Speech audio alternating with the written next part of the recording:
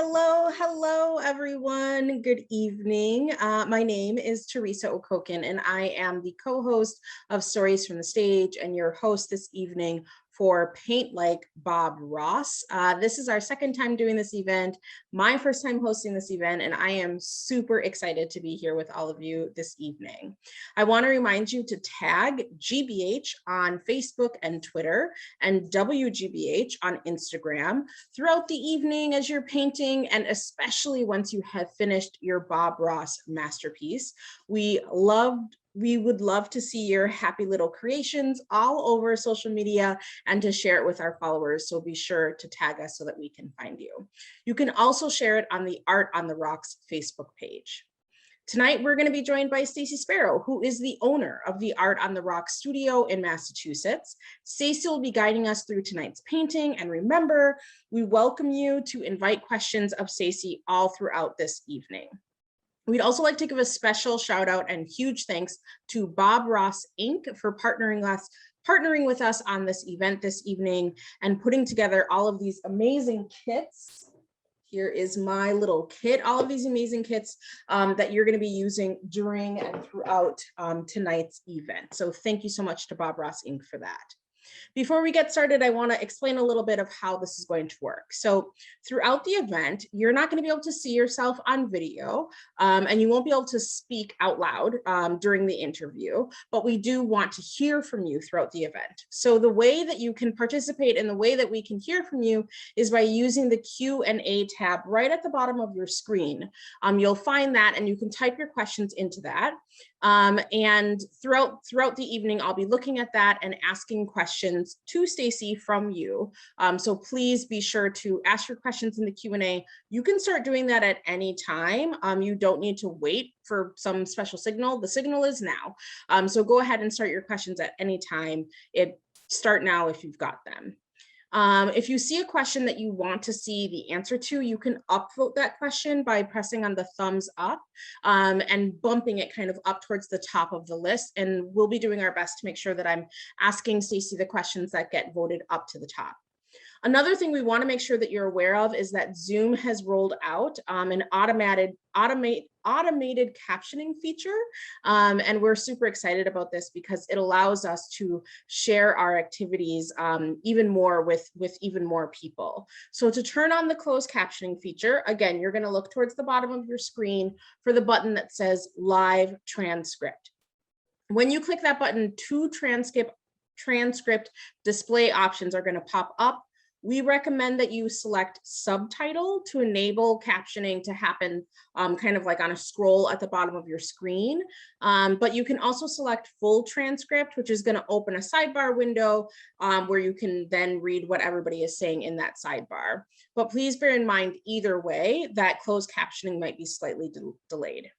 Now, I want to get us started with a little bit of a poll question. So that should be popping up on your screen any moment now. We would love to hear from you if you attended our first Bob Ross Paint Night back in May. So let us know if you were able to attend that event.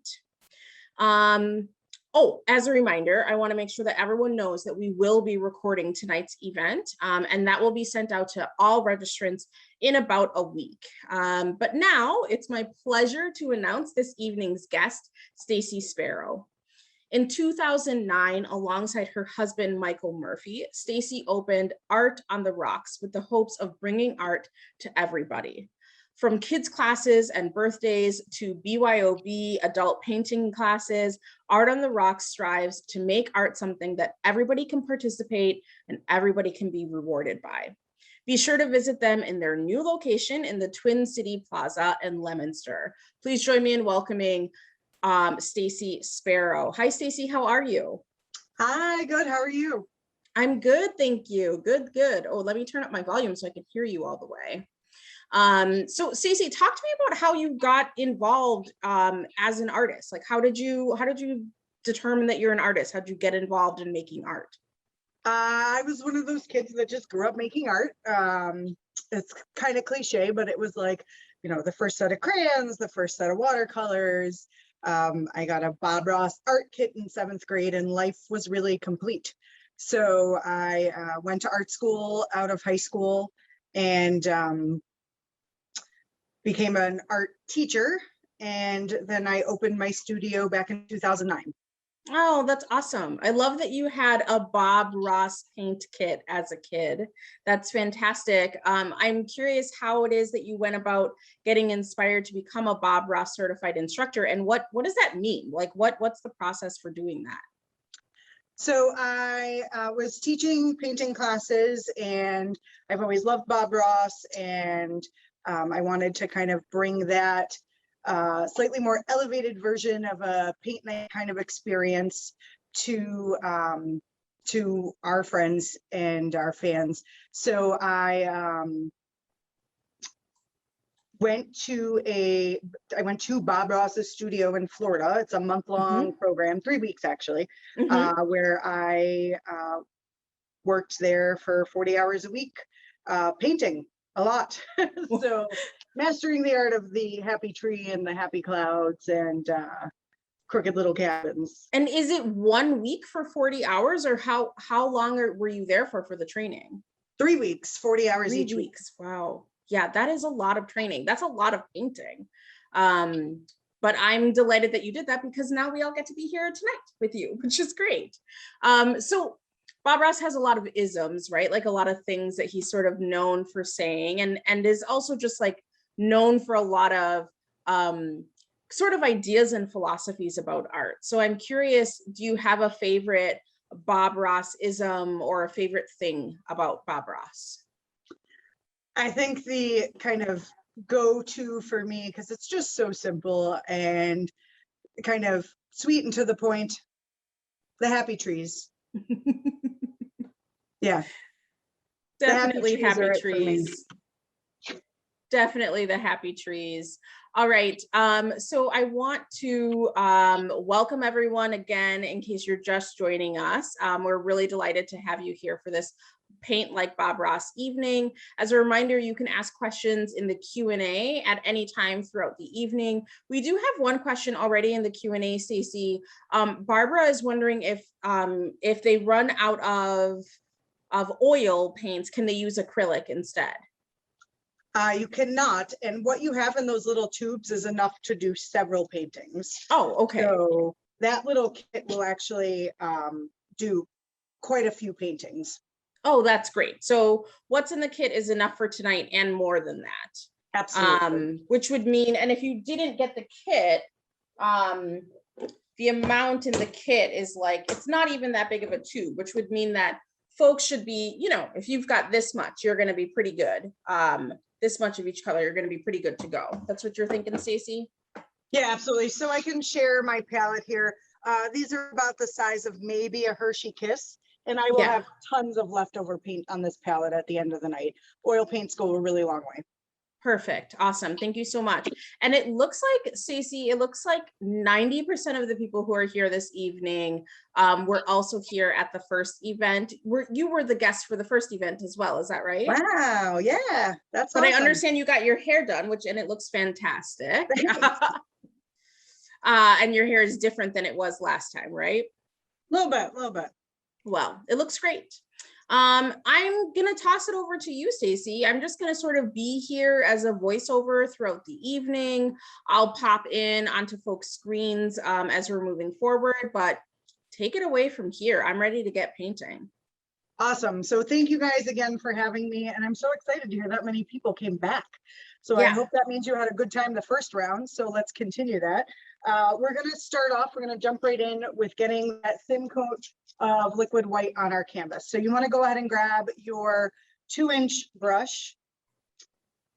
And does everyone actually have a 2-inch brush? Now that I say that, I'm recalling, do you guys just have a 1-inch, or do you have a 2-inch and a 1-inch? What came in my kit was a 1-inch brush. Sorry, 1-inch is totally fine, then ignore that. Also, Stacey, I'm bad at reading surveys, and 90% of the people are new this time, not the other way around. So we've got a bunch of newbies, including myself. Woo-hoo. Awesome. All right. So grab your 1-inch, my apologies. You're going to take that liquid white that you have, and I believe yours is in a little bottle, so you can just pour out a little splash. You don't need much.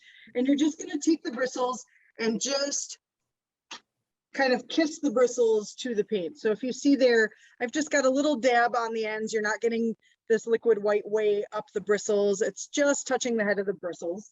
And maybe in 6 or 7 different places, I'm just gonna kind of deposit some of that liquid white on the top half of my canvas. I've taped mine off just so mine is more like the scale to what yours is. So ignore this tape. We're just going to stay within those confines. You're going to go all the way to the edges. So I'm Stacey, should our canvases be vertical or horizontal right now? Sorry, vertical. Okay, awesome. So we're just going to make X marks back and forth, and we want to get a really thin coat. You're kind of applying some pressure. So if you're painting on an easel, hold it still. If you're painting flat, hold your canvas still. But you really want to press down pretty firm. Like, so we really want this to be a nice thin coat. And this, to do well, takes a couple minutes. I'm only doing about the top half of my canvas with that first touch of the liquid white, just to get a nice smooth coating. There is such thing as too much. So you don't want to have heavy amounts in there. You really want a nice thin coating. So I'm going to just spend a minute going back and forth in little X's or figure eights and getting that liquid white on my canvas at the top half. Now, you guys, my canvas is kind of locked into this fancy schmancy easel. You can pick your canvas up and kind of tilt it back and forth and look at it in the light. Make sure you don't have any dry looking spots. It's really important to do this part well, and it makes the rest of the process go a lot smoother. Oh, good to know. Okay. Now you can keep working on that. I can see some dry spots on mine, so I've just barely touched my bristles in again to that liquid white. And I'm just going to kind of dab it off first, so we can kind of disperse that liquid white in more spaces than just going heavily in the first spot. And then I'm going to keep working that in brisk motion. You can go up, down, side to side. It doesn't matter. Gotcha. And you said we're doing that on about the top half? Yeah, about the top half. We'll re-dip and do the second half, but for that top half, we want to make sure we get that nice even coat everywhere. This is like arms day at the gym. You should start feeling it in your arms. Nice. Okay. And just really making sure we're very thorough about putting this on everywhere. The purpose of this, while you're doing that, is to make sure that our colors blend really easily. So this liquid white, or sometimes people call it magic white, Bob would put on his canvases, and that just helps everything to like smooth like butter blend really easily.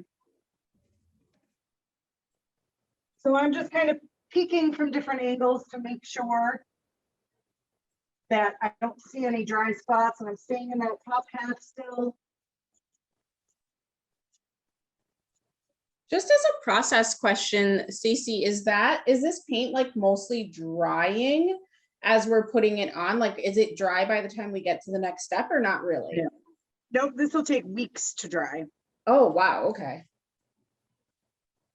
When you feel like you're pretty thorough on the top, and we can go back, I'm going to show you how to test it and check it. So no worries if you're not totally sure. You can dip in again, just kind of kissing the bristles into that liquid white.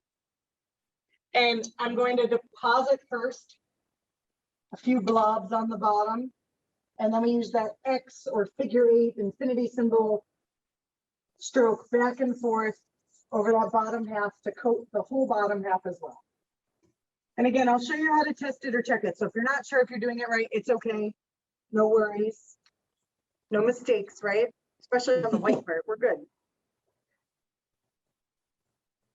This is probably something you would get to, but we have Elizabeth wondering if the canvas should look white or if it should look sort of translucent.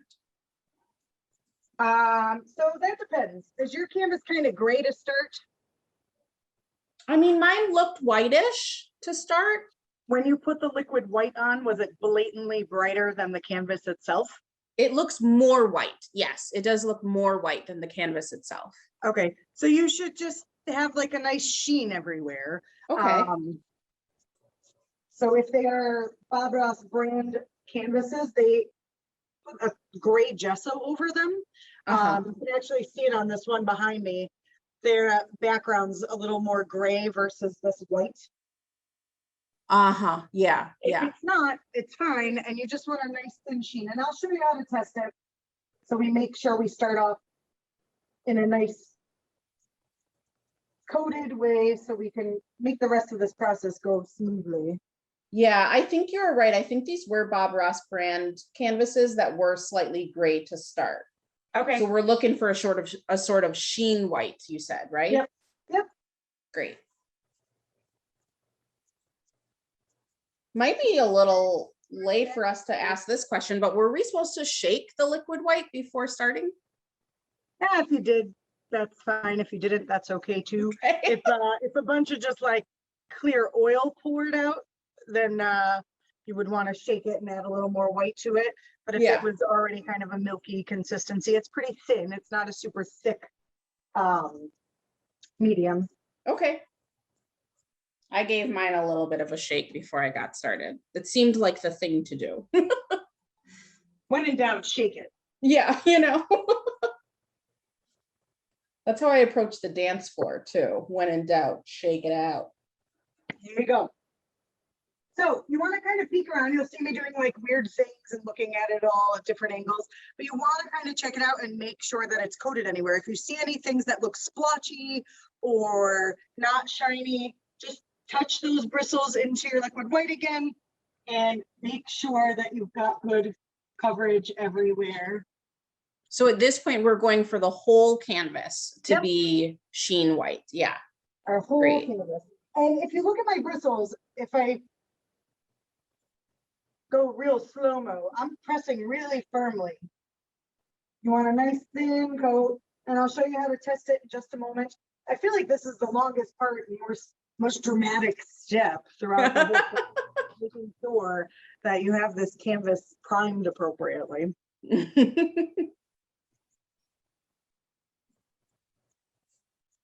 When you feel like you're good everywhere, I just kind of very firm, go back and forth over the whole thing. It's like mowing the lawn, one row at a time. Again, if you missed why I have tape on there, it's just so my canvas is more to the scale of your canvas. Okay. I'm not going to be painting outside of that tape. The tape is just to bring it down so we're painting on the same scale. Got it. So then for our canvas sizes, should we paint all the way to the edge? Should we go around the edge? Yeah, you're going to go right to the edges. I wouldn't go around the edge because at some point you're going to have to touch this. And if you paint on the sides, you're not going to have anywhere to grab it. Got it. That makes sense. So how you test this? So you're going to take all 5 of your fingers and in 5 different places, all spread around the canvas, you're going to just gently touch.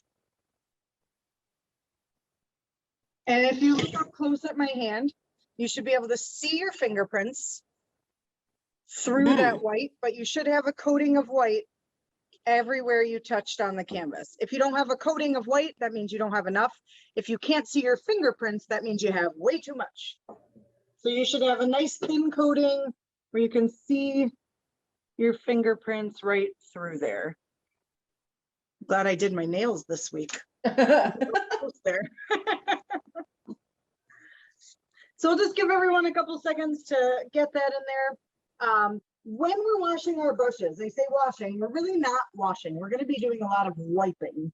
In order to wash brushes after you're done painting, paint thinner is ideal. However, Dawn dish soap and Murphy's oil soap is completely acceptable.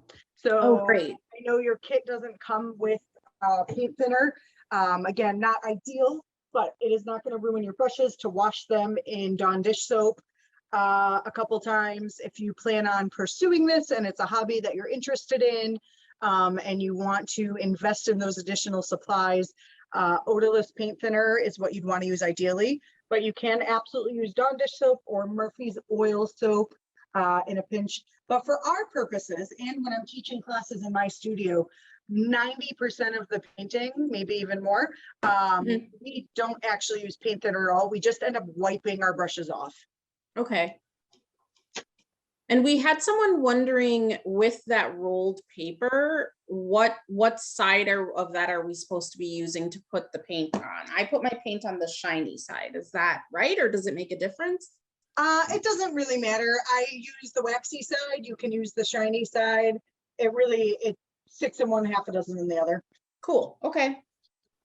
So once you get that on, we're going to take that brush. We do want to get some of this liquid right off. So to clean your brushes during this process, just take your paper towels and you just kind of want to back and forth. I'm doing this in the air so you can see what I'm doing. You can do this flat on your table and just spin it around like this. And they're never going to look fully clean, but this is going to help to get all that excess oil and color at some point off your brushes.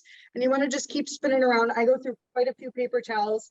I like to fold mine in half and then just grab the other side and kind of keep spinning That's that smart. off there. Yeah. And just keep We've got wiping. some questions about long-term cleaning of the brushes again. Can folks use mineral oil? And if the paint thinner is not odorless, is that still okay? It is fine. Just for health and safety concerns, I prefer odorless paint thinner as opposed to mineral spirits or non-odorless paint thinner. It is pretty smelly stuff. So yeah, if it's something you're going to do for any extended amount of time, it's something that I just always like to be aware of and make sure that I'm using the safest option for me. sure. And what about mineral oil? Is that okay? I believe they mean mineral spirits. Oh, okay. And those are pretty smelly too, but yes, you can use mineral spirits. Cool. Okay. All right, so we're going to jump into some color. So we want to find that brush is cleanish. That's okay. And we're going to start with some of our cadmium yellow. So when you are putting paint on your brush, you want to just put your brush into the little blob of paint you pulled out of the bottle there. And you're just going to pull away a little path. And when you get to the end of that path, I always like to tap my bristles through there. This is because I want my paint to evenly distribute through my bristles. I don't want huge blobs of paint. So if you look at that up close, there's just a dusting of yellow. I don't have any giant blobs. That's a lot of pigment, and that's going to go a long way. So you don't need to have large amounts. Just that little kind of dusting of yellow. You can see all my bristles still is what we want. So go ahead and load that brush up. And we're going to start making a sky. Sweet. So a lot of people get really excited and they want to plan and they're like, we're making a sky. Don't worry about all of that yet. That's why I don't even show you the painting. So we don't want you to get ahead of yourselves or ahead of me. So we're going to do this together step by step. And we're going to start just by depositing some color onto the canvas. So top half-ish, we're going to just put some yellow X's, kind of, they can go a little lower than center. And we're going to stay mostly to the right side. We're going to just let it fade out over here a bit. You don't need a ton of paint. You don't need to blend it yet. You can still see some white in my background, and that is fine. And we just want to kind of deposit some of that color onto our canvas. Okay. Stacey, can you say a little bit more about why, like, what's the sort of philosophy behind why we don't know what the painting is going to look like at the end? So, Bob, in my course at his studio, oftentimes if people see what they have ahead of time, sometimes people go ahead. I personally, as an art educator, just find that people psych themselves out. So if you just stick to the simplest form of the version, which starts with just a few X's, I think that it's easier for people to kind of get along through the process. I love that. Thank you. Yeah. So while we have this yellow on our brush and we've got a clean brush, we're actually going to pop some yellow into our water as well. So I'm just going to pull a little bit of my yellow out again. So we're just kind of dragging out a little path. I always think of it like a little landing strip, like an airplane. So I'm going to get to the end of that and I'm just going to tap through the bristles. I'm depositing that color onto my bristles, but no giant blobs of paint. And in the bottom half, kind of in the center-ish, we're just going to put some X's down here as well. Okay. just like that. Nothing crazy, just kind of a area of yellow.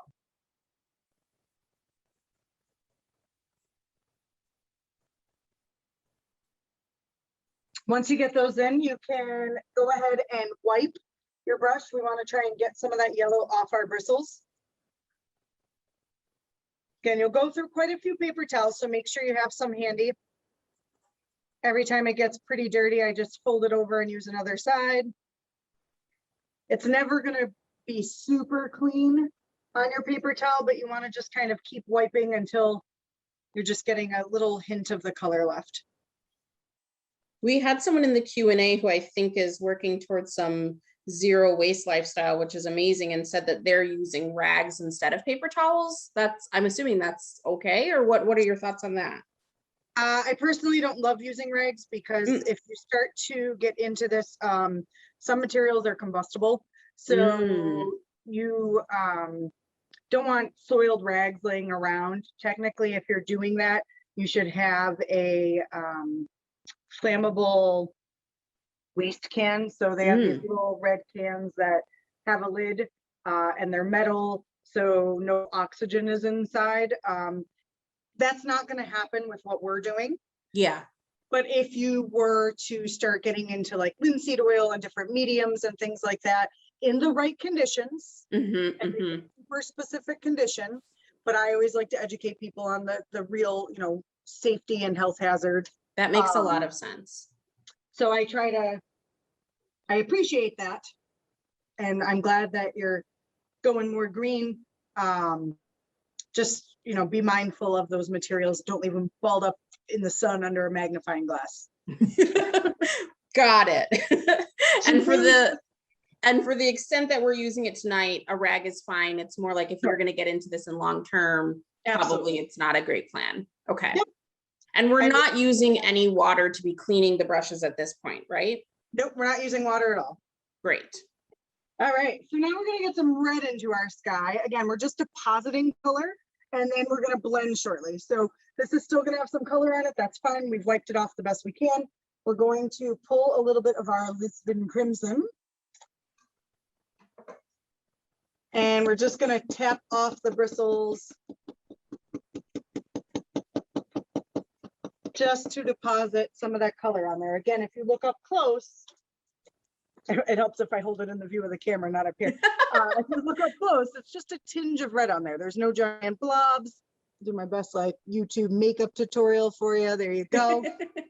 And just a little hint of color. So we're going to X this again. We're going to just stay right around the top here. We're just going to make kind of a little arc.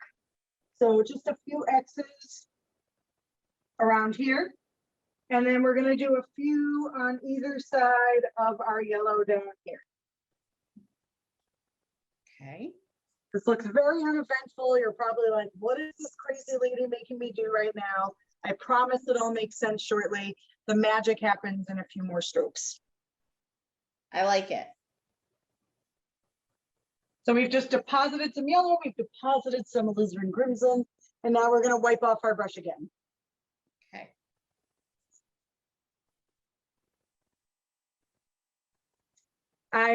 If you are doing this at home, I suppose you are if you're watching, I'm a huge fan of like taking photos during the process. It's kind of fun to be able to look back and see, or even show your friends and kind of show off a bit at the end and say, look what I did, look what it started as. Even just this before and then after is kind of a cool setup. Totally. A few pictures throughout. We have Katie asking, if I got a blob and too much color, what should I do to get it off? Like if there's a blob on the canvas, what do we do? You have a palette knife, correct? Yes, we do.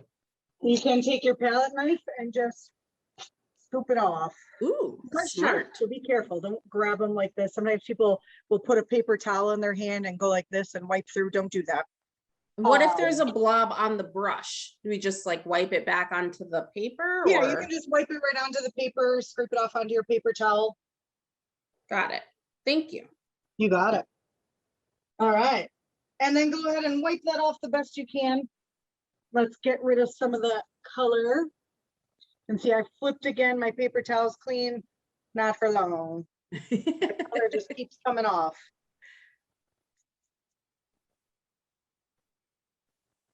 All right, so we did this in a specific order for a reason. Again, I like to say these things in case you decide to dabble on your own. We want to go yellow, then red, then blue. If we started with blue, our yellow is going to turn green. So we go light to dark. And now we're going to jump in and add some blue. So our phthalo blue, same application technique. We're going to just pull a little bit away. And we're going to tap our bristles through at the end.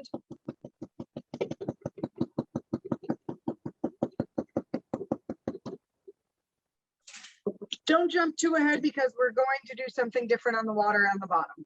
But Okay. if we start up here, don't be afraid to leave some white exposed. I'm not perfectly covering everything. This goes a long way, and I'm just kind of bringing some blue up and over here.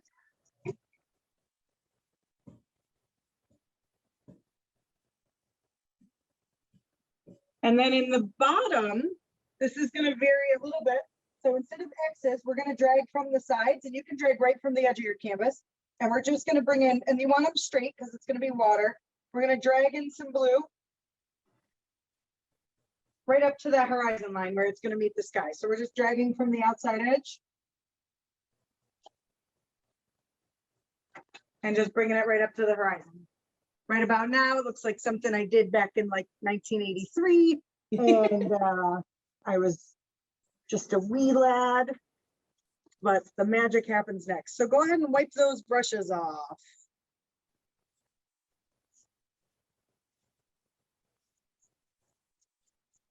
Stacey, we've got some folks wondering about your opinions about using acrylics over acrylic oils over acrylics or watercolors. What are your thoughts about those different mediums? I feel like it's comparing apples to oranges. They're just so different. I love acrylic. I paint in acrylic a lot myself. Oil for this particular technique is necessary. But acrylics for other things and other techniques are fabulous. Watercolor is amazing.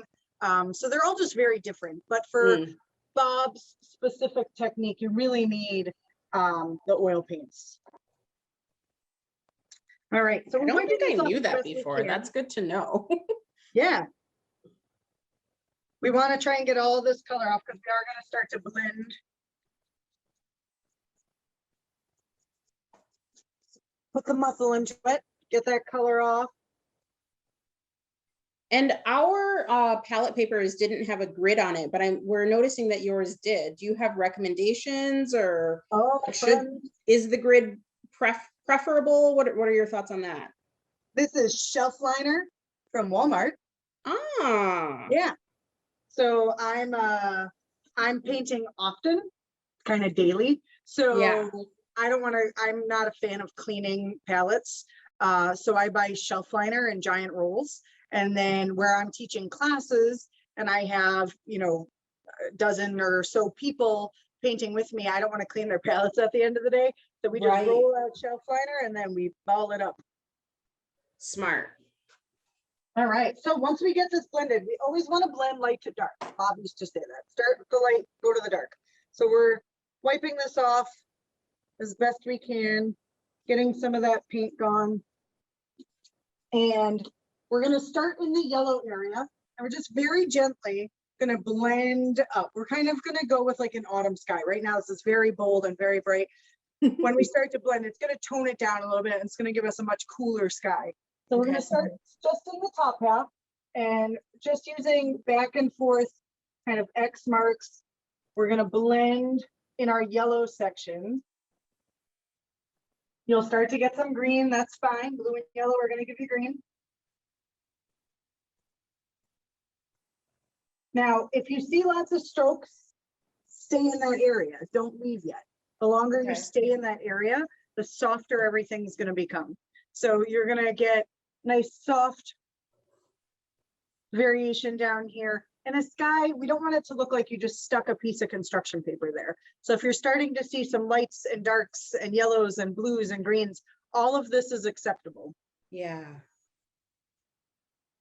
I know when I was a kid, I used to paint skies just by like painting a blue stripe at the top of the paper. We're going for not that, right? No. Yeah, we're gonna, and then you'd skip the bottom. So you just have the blue stripe, a bunch of white Exactly. area, and then green grass down here. We're gonna step our game up a little bit. That's how I used to do it. I used to, I meant Absolutely. yesterday. Today I'm ready for the next step. So I'm just kind of getting rid of some of that paint. And then I'm gonna work my way up. So now I'm ready to move into the red. I'm just gonna X back and forth, and where my yellow and my red meet, I'm gonna let them blend together. And I'm just making X's back and forth, back and forth. And I'm just kind of staying where the red and yellow meet.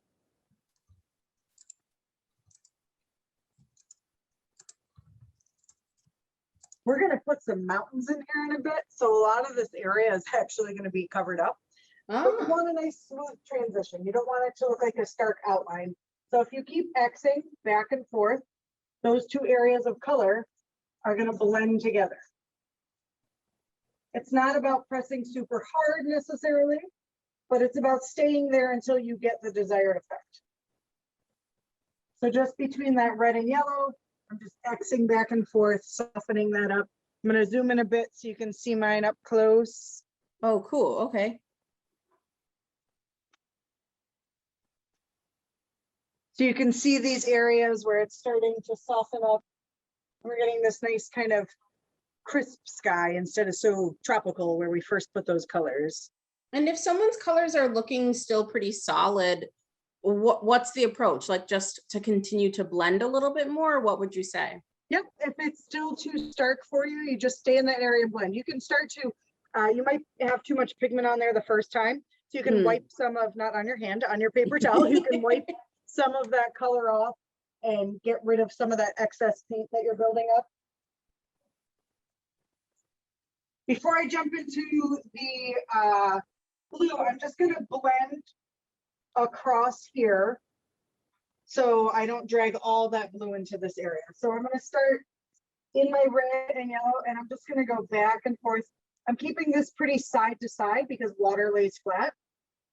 So I'm just gonna go side to side.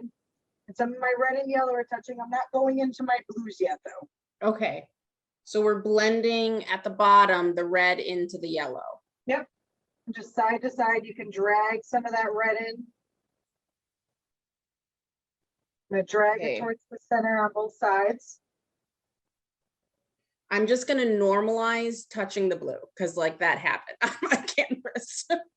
And I'm gonna just believe that it's fine. Like that's okay, right, Stacey? That's okay? Touching the what? Touching the blue. Like my blue definitely got touched. Absolutely. Okay. I grew up in the Midwest, so green and blue skies were totally normal. Maybe there's a tornado coming. It's okay. There you go. I'm from Wisconsin. That's why it happened. Totally. Yeah. So I'm dragging some of that red from both sides. You might start getting a little hint of your blue and you might get some purple. Purple is always a good decision in my book. Pretty, yeah. But we want to stay on that red until it's really soft in our yellow. The longer you stay there, the softer those lines are going to get. Okay.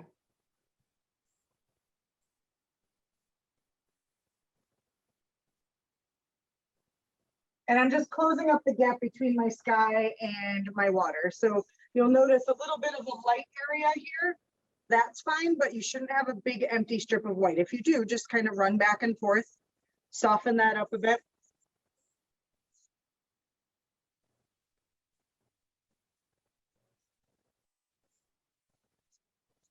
Perfect.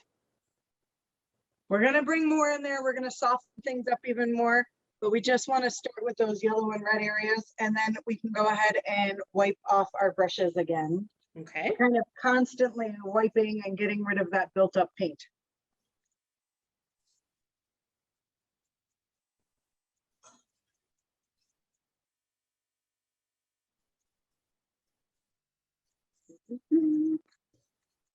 Perfect. All right, so our blue is a really strong color. So even if there's a little tinge of color on your brush still, that's okay. We're gonna go into the blue area. So right up through, I'm looking at that, it's backwards. So right up through here, we're gonna just soften up that blue. So just Xing back and forth. And again, the longer you stay there, the softer this becomes. Okay. So if you're still seeing brush marks and brush strokes, just stay in that area. I'm gonna go ahead and move you guys in tight for a minute while I do this so you can see that softening up close. Okay. I'm starting to pick up some violets where the blue and the red are touching. Yeah. And the longer you stay, those brush strokes just start to disappear. So we're getting this really kind of hazy sky.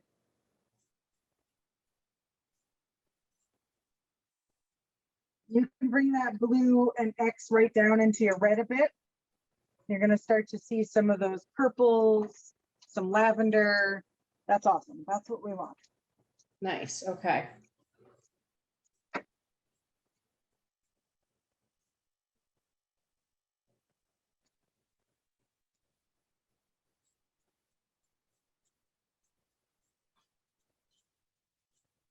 And just continue Xing back and forth until it really softens things up. You can see I've let some of my blue come down, and some spaces the pink was a little higher, and then the blue absorbed that space a bit. That's cool because you can't tell the sky what to do. It should always Yeah. be a little different. Yeah, I've got some spots of sort of a darker blue where there was more paint, and I really like that. I kind of just like want that to be there. Yeah, you don't want it to be too flat, or it looks like you did that, like I just stuck a piece of construction paper there. Totally. You want Yeah. some of that variation.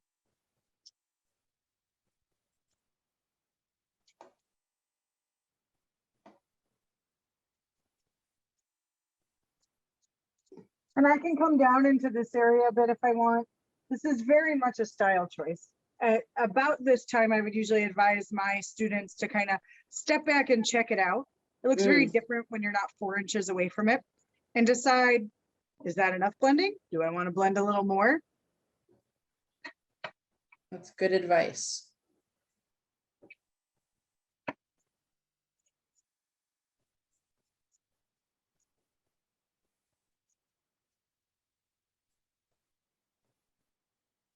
And you'll notice when you're doing this, by going X marks, it's kind of pushing the bristles up and then pushing them down.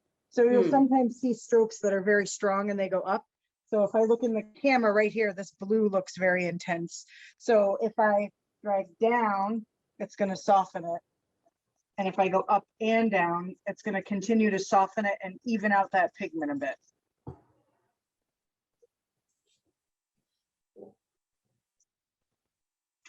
Move you back a little bit. Perfect. Do we have some folks that are feeling like maybe their paint is drying faster than they would like it to, or that the blue is still feeling strong and they want to soften it? What are your recommendations on that?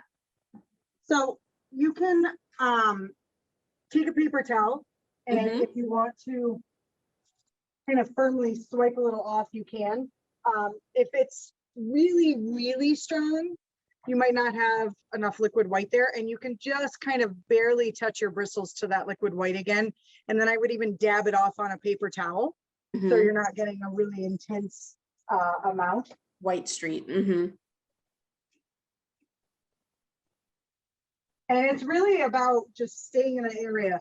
When you guys are seeing me blend, this is how I blend. If you watch how fast my brush goes, it goes pretty fast. So I might have already gotten double the amount of strokes in that you might have in, because it's your first time or second time. Totally. Yeah.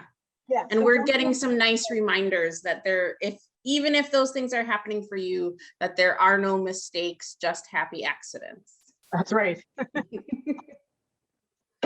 And I always tell people too, don't get too wrapped up in your skies. We're going to cover most of that sky in a little bit. Right. Yeah.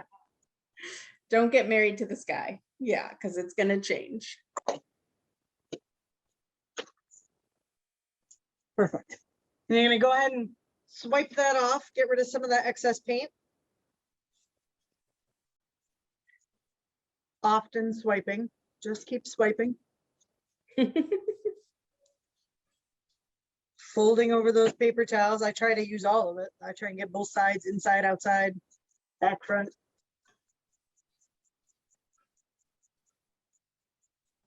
And then we're going to soften this water down here. So from the outside, I'm just going to drag in. And as I drag in, I'm going to pretend I'm not actually painting right this second.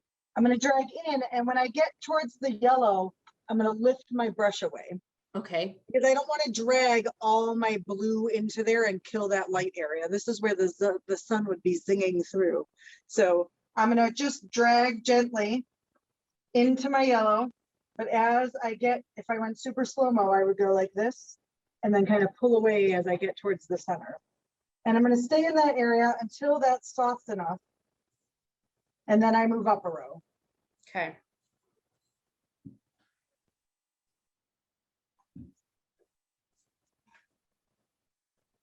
And just keep dragging. If you feel like, whoa, Stacey, I put way too much glue down there, it's traveling very fast. Every row or so, you can just get rid of some of that pigment that you're building back up on your bristles again and just wipe it off. Okay.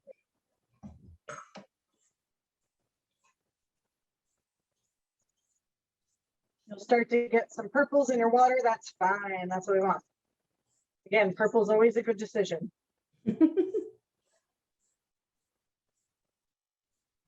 Now, the longer I stay there, I might stay in one row. Geez, I've never counted. I should. Maybe, I don't know, 20, 30 passes. You're doing it a lot of times to really get that blending.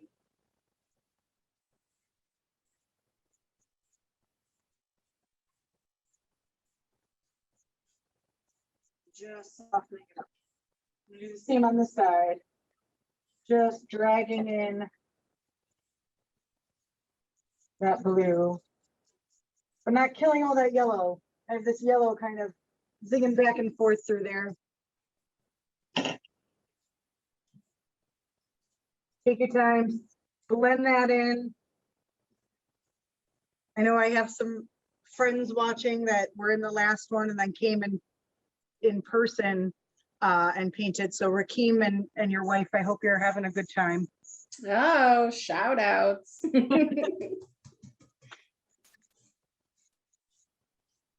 So we're just, I mean, it's really just about often. Just staying there. I haven't moved from this spot now since I picked my brush back up. I'm staying in that same spot until I get the desired effect.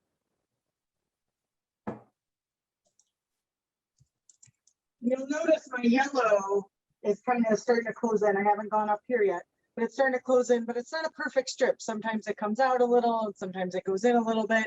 And that's fine. It doesn't need to be a straight shot down the middle. Just keep swiping. If you can stay straightish, you don't even need to look. Just stay straightish. And we're just dragging it in. It can come right up into that sky a bit because kind of our mountain range is going to go right in through here. So it's okay if those two areas start to touch and merge.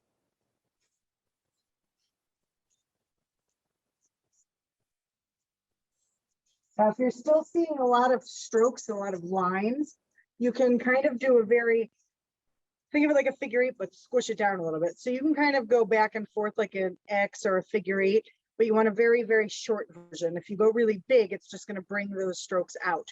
So what I mean, right here, I have these very strong blue lines. So if I just do a very kind of short squish figure eight, it's going to start to soften those lines. Fuzz it out a bit. Yep, and I just stay there until I'm happy with the amount of blending. The blending is very much a style choice. So if you want it softer, that's fine. Maybe you're like, oh, I like those really bold strokes. That's up to you. That is not a right or wrong. That is absolutely a style choice. Nice. Oh, look at a pretty little sky we've got going on. Very nice. Do you have people in there painting with you? I have a couple of my staff here painting, so I can kind of keep real time and see what people in real life would be doing. That makes a lot of sense. Yeah. Yeah, I'm used to, working with people in real life, so I can kind of judge where they're going. So I always get a couple people that haven't painted with me to paint. So it's all their first time doing this as well. That makes sense. We've got some folks who are saying that they feel like their water is starting to look green. That's okay. Yep. Mine's absolutely green. There's greens at the bottom. It looks a little different there, but if you get up close, there's a lot of green happening here, Okay. down here. And we're going to add some reflections and land in there in a little while. So you're actually going to not see a lot of your water too. It's funny because this whole process is kind of like, well, the wet on wet painting. You paint more stuff on top of more stuff. We're going to add a lot of stuff on top. Yeah. Okay, great. So we're all on track. We're all on track. Yep. And then I'm just going to lightly kind of go across the whole thing. I'm going to pick up more green now myself. I just want to soften this up just a bit. And just blend right through. That's where you can do that figure 8 too. So you feel like you still have those harsh lines. I'm just doing very long, kind of short figure 8. So long width-wise, but short height-wise. Mm-hmm. And just smoothing that out.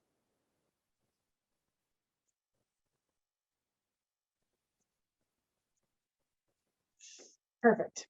And then we can wipe this guy off once we feel like we're soft and blended enough. Awesome. Wiping. Yeah, I definitely feel like, I was going to say, I feel like most of my wiping is trying to get the blue off. Yeah, it is. It is a lot of wiping. You'll see, like, even I just did one swipe there and it's still very green. I'm getting a lot of that green and a lot of that transfer. It's not ever going to be fully clean, and that's okay. Okay.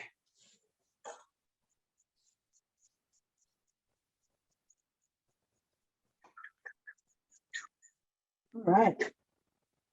Now we're gonna do a little palette knife work. So palette knife, we need to mix up. I know your kit doesn't come with black, so we're gonna mix up, excuse me, a few colors to get a nice dark mountain base. So grab your palette knives. Always hold it by the handle. You never want your fingers on the knife itself. Always hold it by the handle. And I'm gonna scoop up or just take a little chunk, whoop, gravity, of my red, and I'm gonna take a little chunk of my blue, and I'm gonna take a little chunk of my sap green, and I'm gonna scoop all those colors up and flatten them out. And I'm gonna scoop them up again and flatten them out. And I'm gonna keep doing that until this is nice and mixed. You just need a little, I mean, this pile's probably, you know, it all fits on the end of my knife. It's equivalent. That was to like red, green, blue?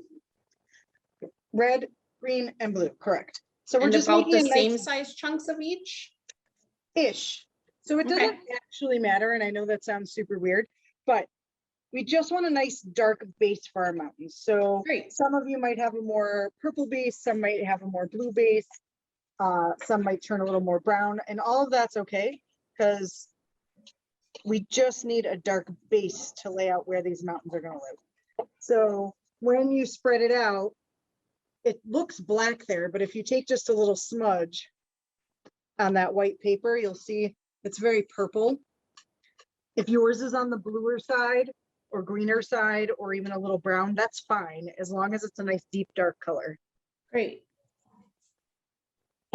So we're just continuing to scoop it up and lay it out. I've never used a palette knife before. This is making me feel very artsy right now. Isn't it like super official once you get a palette knife? It really feels like I'm doing a thing. Yeah. Like I feel like I need a little beret and then I'll be good. So we have a couple questions about staying true to horizon line or allowing the water to have a curve on it. What are your thoughts about that?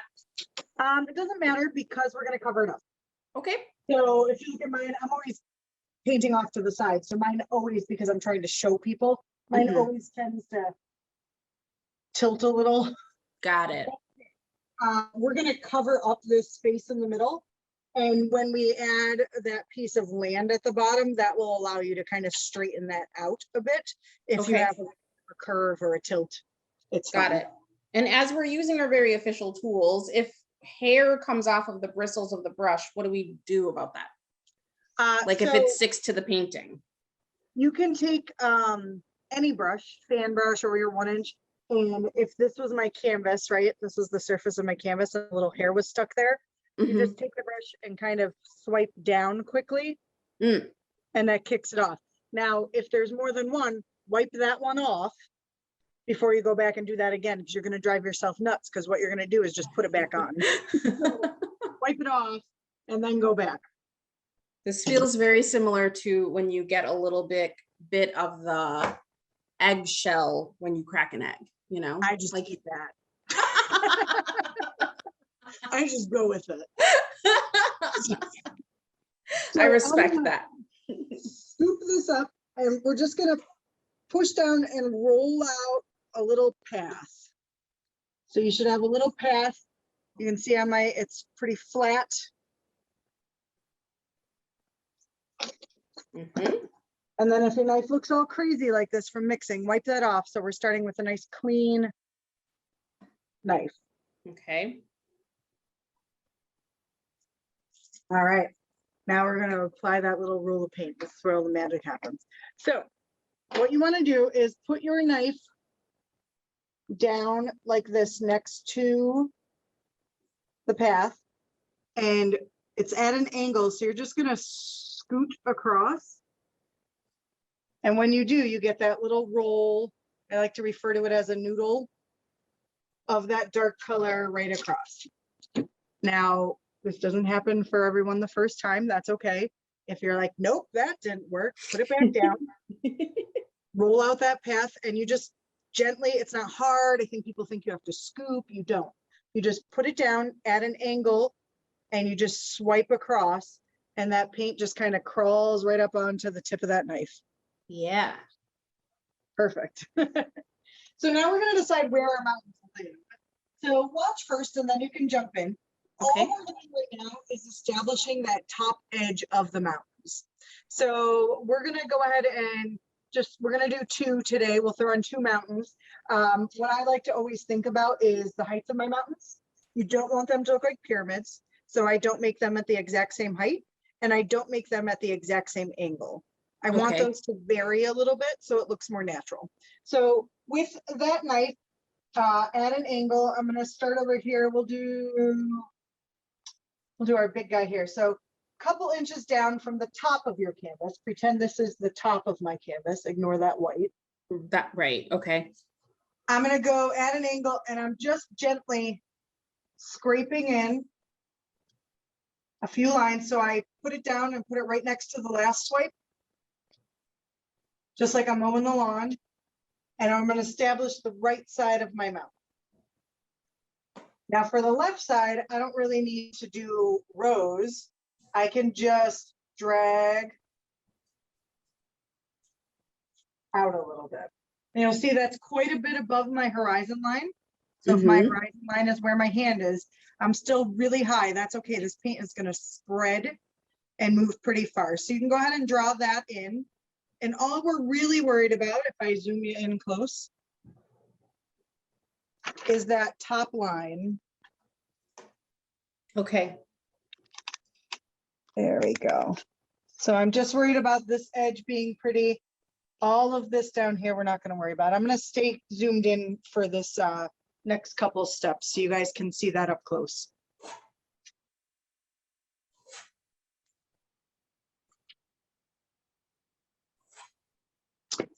Stacey, I imagine you've been doing quite a bit of painting while on Zoom. Do you have any recommendations? We're being asked in the chat for recommendations of getting paint off of one's computer screen, saying hypothetically that maybe that happened. I would just use a paper towel. This stays really wet. So on a slick surface like a computer screen, I would imagine just a dry paper towel, you should be able to just swipe it right off. Alrighty. If hypothetically that happened. Hypothetically Right. speaking, I'm sure it totally didn't, but you know.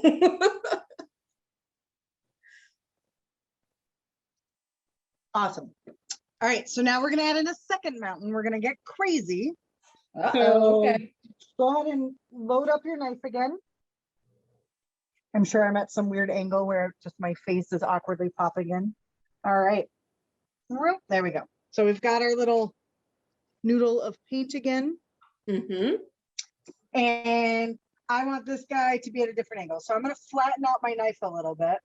So before it was kind of a little more upright. This Mm-hmm. time I'm going to flatten it out a bit. And that's the right side of my mountain.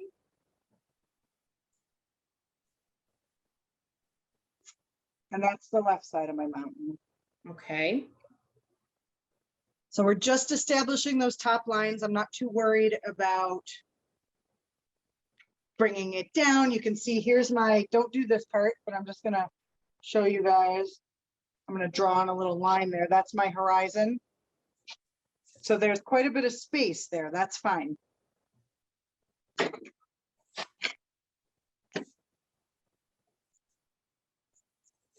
Go ahead and scrape that in and step back, check it out.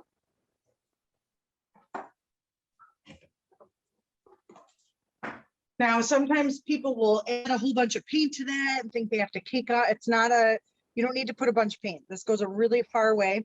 And you'll see that in the next step.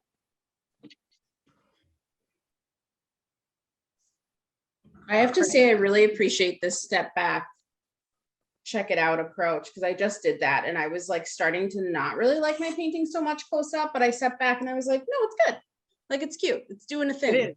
So Bob always said he never put lights in his cabin or smoke in the chimneys of the cabin, because if you got up close, no one would want to live in there.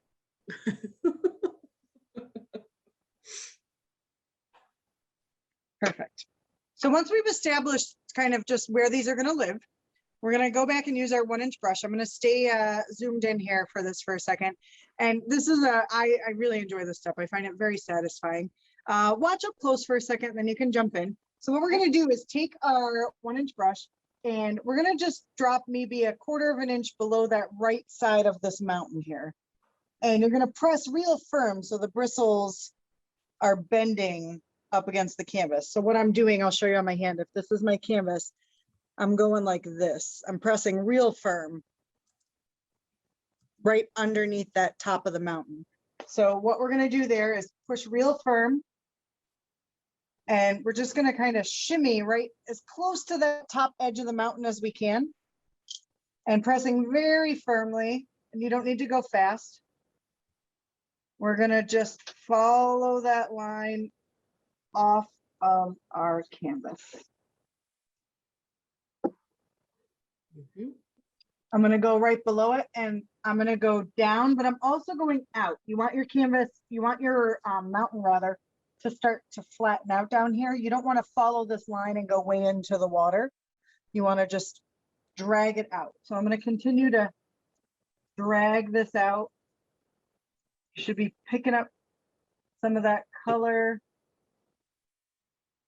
And it's just starting to flatten out right down here by my horizon line.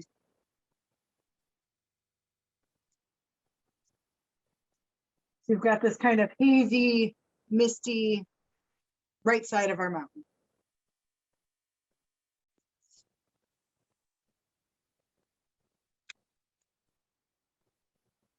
All right, we're gonna zoom you guys out a bit so you can see it in its whole.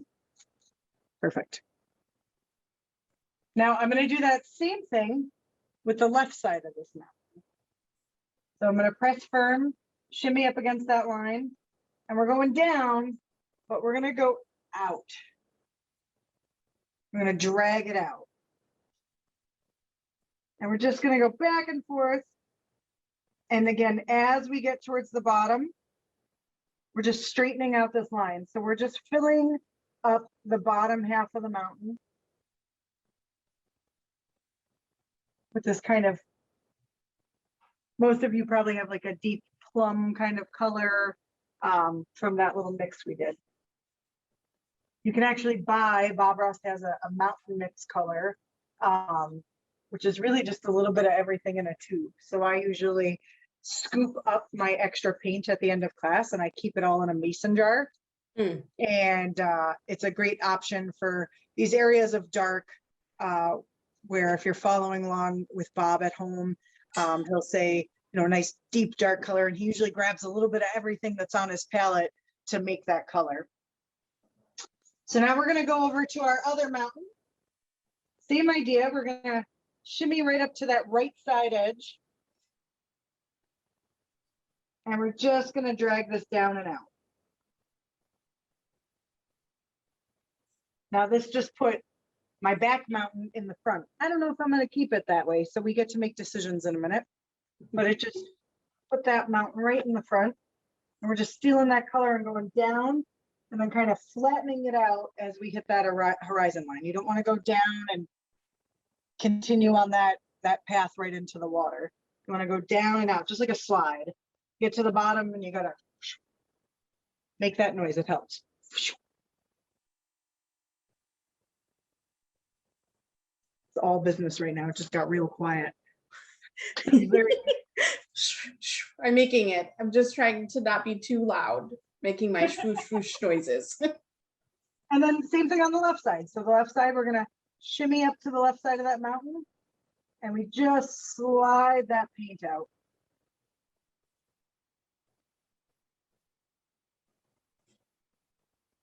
And then at the bottom here, I'm just kind of blending across to soften where those meet.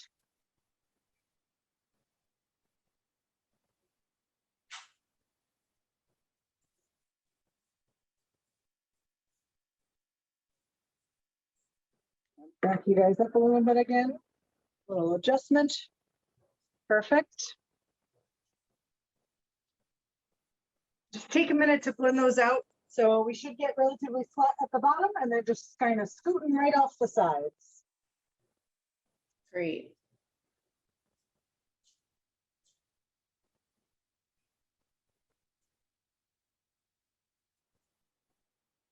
After we blend those, no rush, after we blend those, we have to make a decision which mountain is in front of which.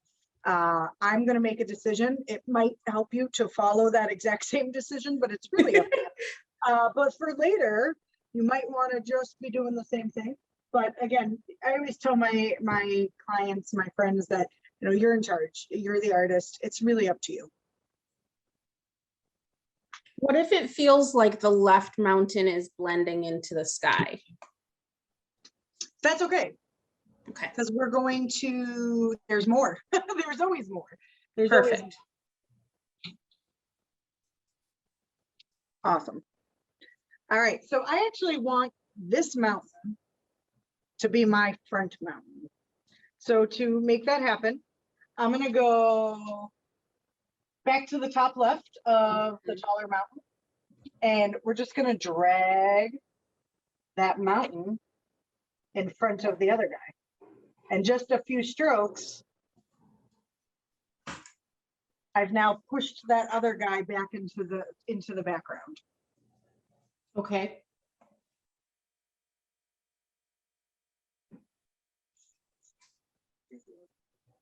Now, if you're seeing your mountain just blend it away, there is additional steps. We're going to put like highlights and shadows on these, but just to show you, you can always go back in, and if you just drag in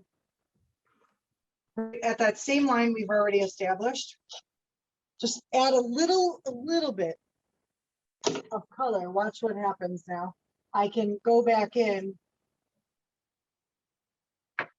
and I just needed a little more pigment to reestablish that. So normally I'm able to give you a little more insight because I'm seeing your painting in front of me. So I'm imagining that might be the issue that you're referring to. So if that is what's happening, you just use that palette knife to kind of, we're always depositing the paint or the pigment, and then bring it out a little more. And you can see that really popped my front mountain back out into the foreground. And the color to make the mountains was a combination of red, yellow, or I'm sorry, red, green, and blue, right? Correct. Yep. Okay. Great. Red, green, and blue. And there's no exact ratio. Honestly, it's just any of your dark colors. when you start to smush them up and mix them all together, you're going to get a nice deep base for that mountain. Some of yours might be a little more blue or black. Mine, I feel like purple just kind of happens in my life a lot. So it happened. Manifesting the purple. It happens. Purple happens. I'm going to make that a bumper sticker. Awesome. Take a minute to get that in there. When you feel like you're in a good spot, you can go ahead and wipe off your brush and your knife. Again, when you're wiping off your knife, don't grab it in your hand and slide it through. They are sharp. I speak from experience. So go ahead and wipe those off on your paper towels.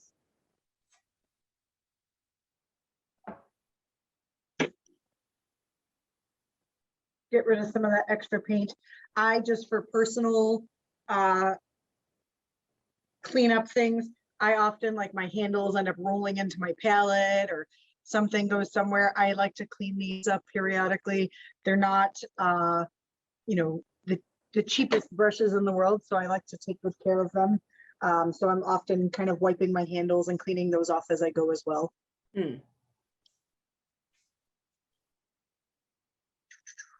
And we'll wipe all these off. I'm going to give everyone a minute just to make sure we're all in the same spot. I'll grab myself some fresh paper towels, and we'll keep on keeping on. Perfect.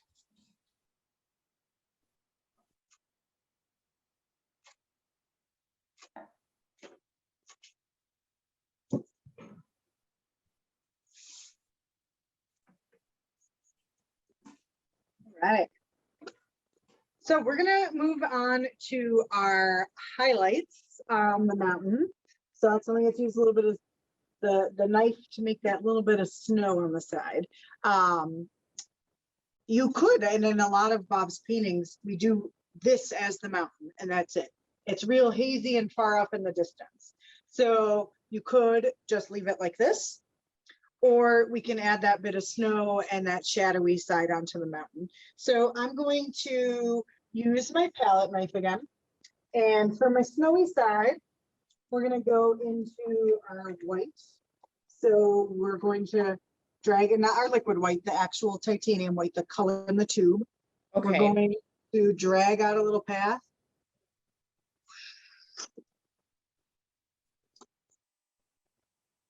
And then I always wipe off my knife. And again, your knife sits at an angle. There, I'm trying to move my hand in a weird way.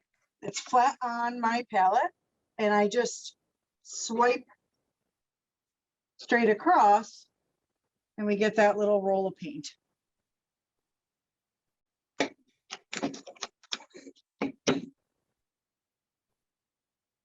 So that's half the battle right there. So a couple things, I'm going to talk a little bit about it before we jump in. Bob filmed in the 80s and early 90s, and it sounded very aggressive when he did this.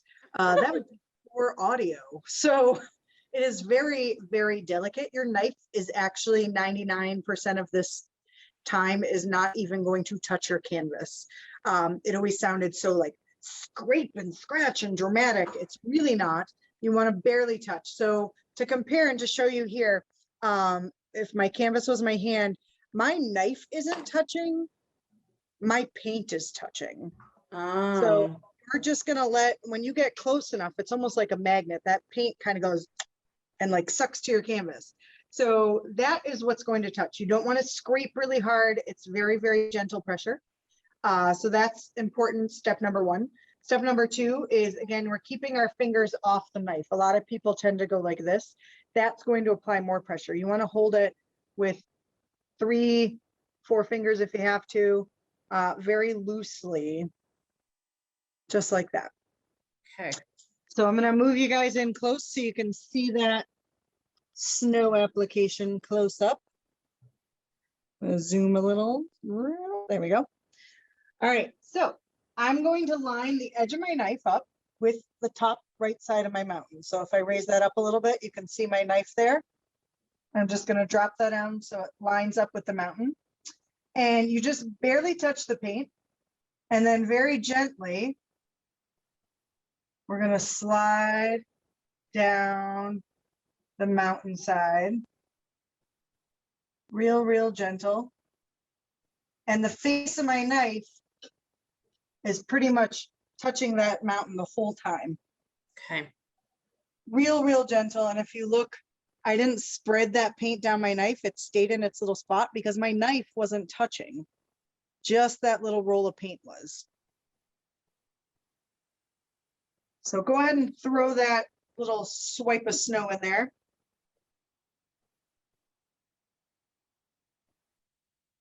And then I'd like more than just that one swipe of snow. So I'm gonna load my knife up again. So I'm always flattening out that path first. Then I clean off my knife. And then at an angle, I'm just gonna swipe through to get that little roll of paint. We've got our noodle. Now, some of you might be saying, Stacey, this is really thick and built up off my canvas. It's exactly what it is. Okay. That's what it is. It's a lot of paint coming off your canvas. Sometimes it's, I mean, like measurable amounts. It's sticking up off that canvas quite a bit. So I'd like to add a little more. So I'm going to drop down. We had our knife lined up with the top of the mountain before. Now I'm going to line it up with my snow. So I've kind of moved down one knife width and over one knife width. And same idea, I'm going to drop that face of the knife real flat and real gentle, barely touching. I'm going to drag the face of my knife right along my canvas and add a little more snow on that mountain. Okay.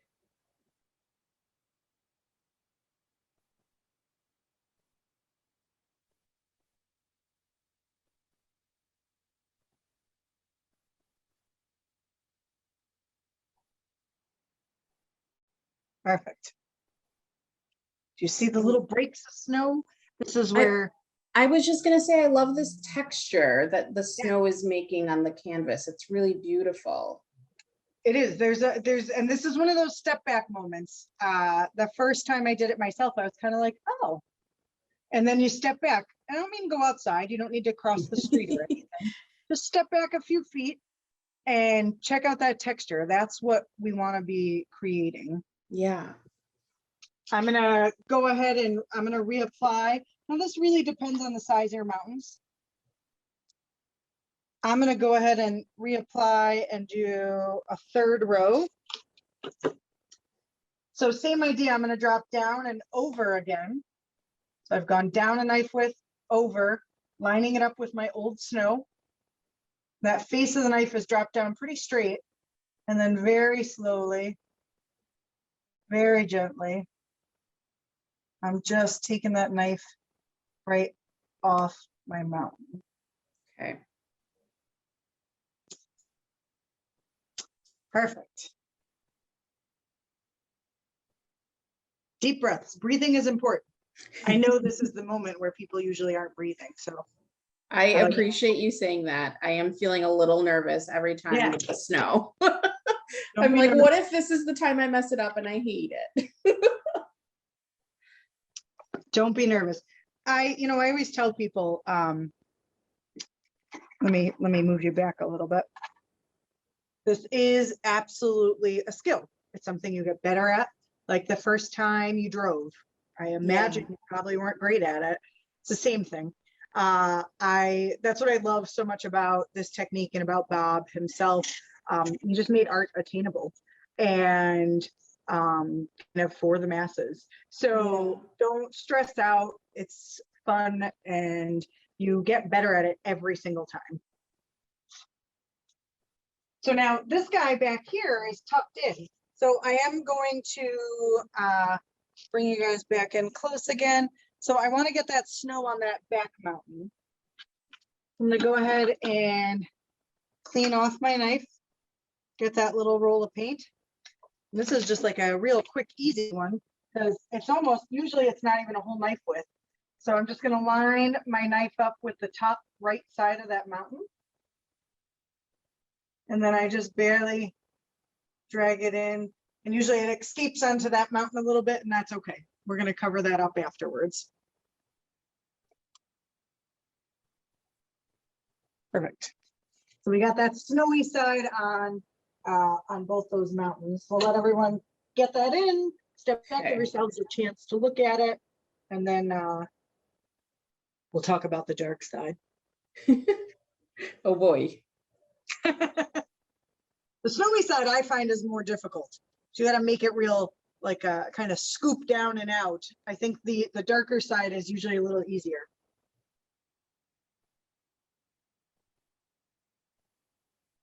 Perfect.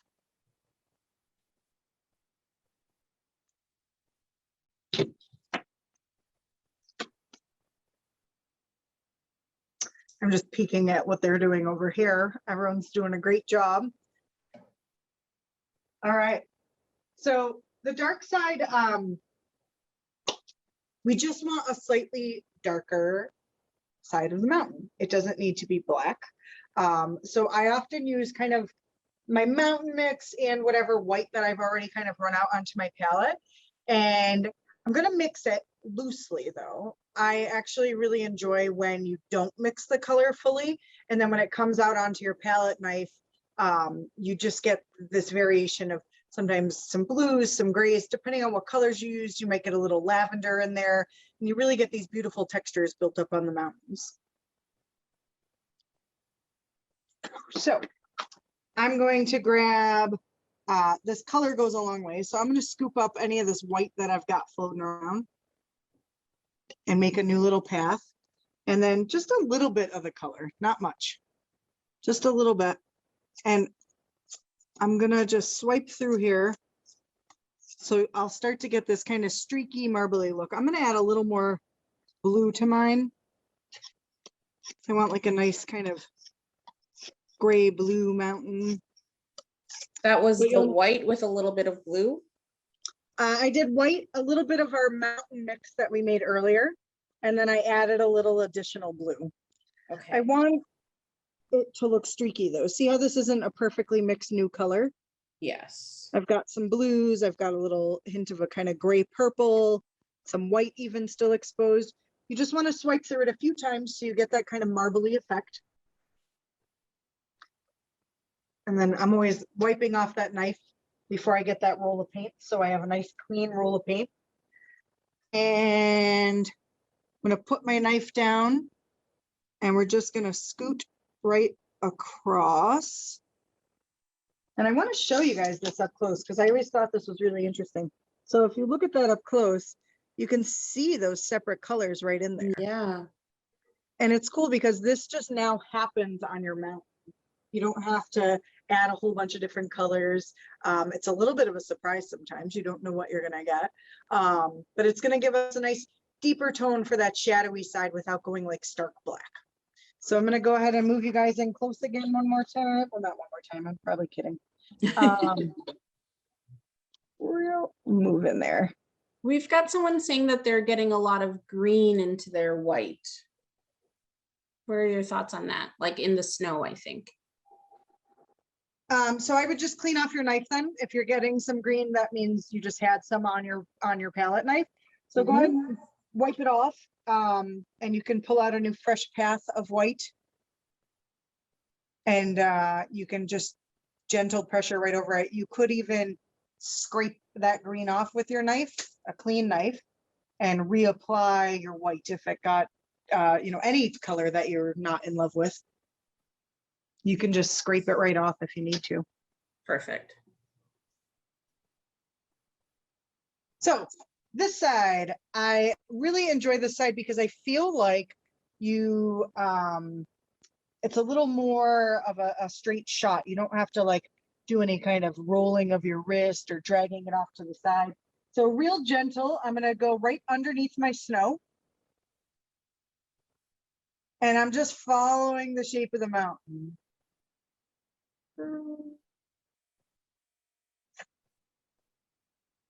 So I've got a slight difference in my color. I've got a lot of white in there still. If I want to change it a bit, I can scoop this up a few more times and just roll it out so it kind of remixes itself. I'd like a little more dark in mine, so I am going to do that. There we go. I'm gonna roll across, get that scoop of paint again. And just one row at a time. I'm gonna go right up next to the next drop down of my knife. You can see my knife's almost vertical. It's pretty straight up and down. And we're just dragging in like we're mowing the lawn, just dragging in that other side. One strip at a time. Make sure that you're just being mindful of going outward. You're not going straight down into the water. So if you see I'm lining my knife up with that snow, real light pressure, and I'm dragging it down and out. Now, if you're running out of paint quickly and a lot of this area is exposed, that's okay.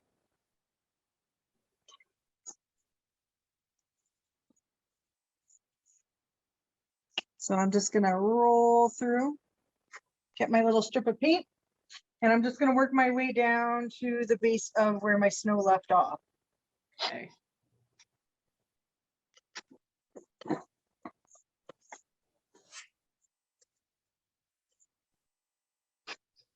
Finger off the knife itself. Thank you for the reminder. You got it. And the same thing applies to this back mountain. The back guy is usually just, it depends on how much space you have, but you can just kind of fit it right in there. You can even go this way. So if I'm lining up the long part of my knife on top. Oh.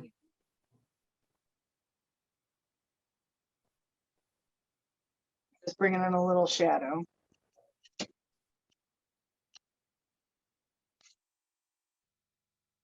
And we're creating that dark side and that light side. This is the place I would never be caught skiing, right in there. That looks dangerous. I'm more of a sledder anyways. All right. So now again, step back, give yourself that opportunity to do that. And you can really see these kind of definite right, and left side of your mountains.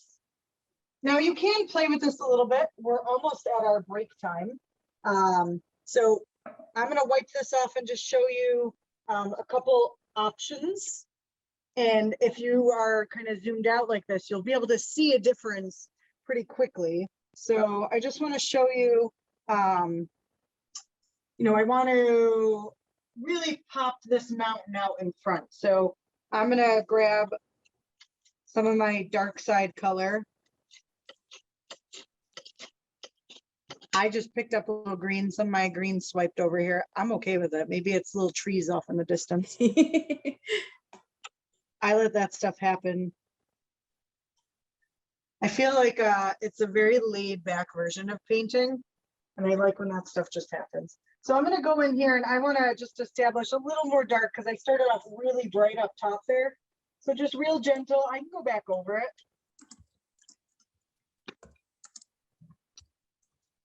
And I'm just bringing in a little more texture. Perfect. And swiping that in. You can see it got quite a bit darker right up here at the peak. I'll zoom you in a little bit. And you can play with this a little bit. You can add in some other colors. I always like to throw in a little variation so you can see that it's an option. You could have already stopped and been like, well, I already liked my dark side. I'm going to leave it alone. That is fine. But I like to kind of just show that it's okay to be a little extra. I'm not exactly subtle. I like this advice. I'm going to just pick another spot. Maybe I add a little more dark. Real gentle, just dragging that in. Now I'm just dragging in a little more blue this time. Totally up to you. Perfect. So that's a really good spot to kind of take a little break. You can continue to play with that a little bit if you'd like. I'm gonna wipe off all of my tools and try and get that extra pigment off of my brushes. Great. And I think we're gonna take a little break here in a moment. Yeah, we'll take a break in just a moment. Let's let folks kind of get to a place where they're feeling good about their light side and dark side here. Perfect. Continue. You'll never get a clean paper towel. It'll look like this the whole time.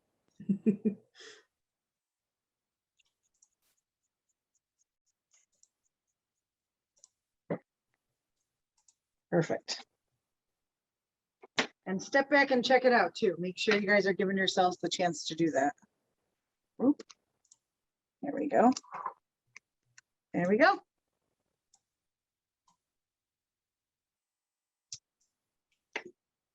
Okay, I'm gonna bring us into a break in just a moment here. Awesome.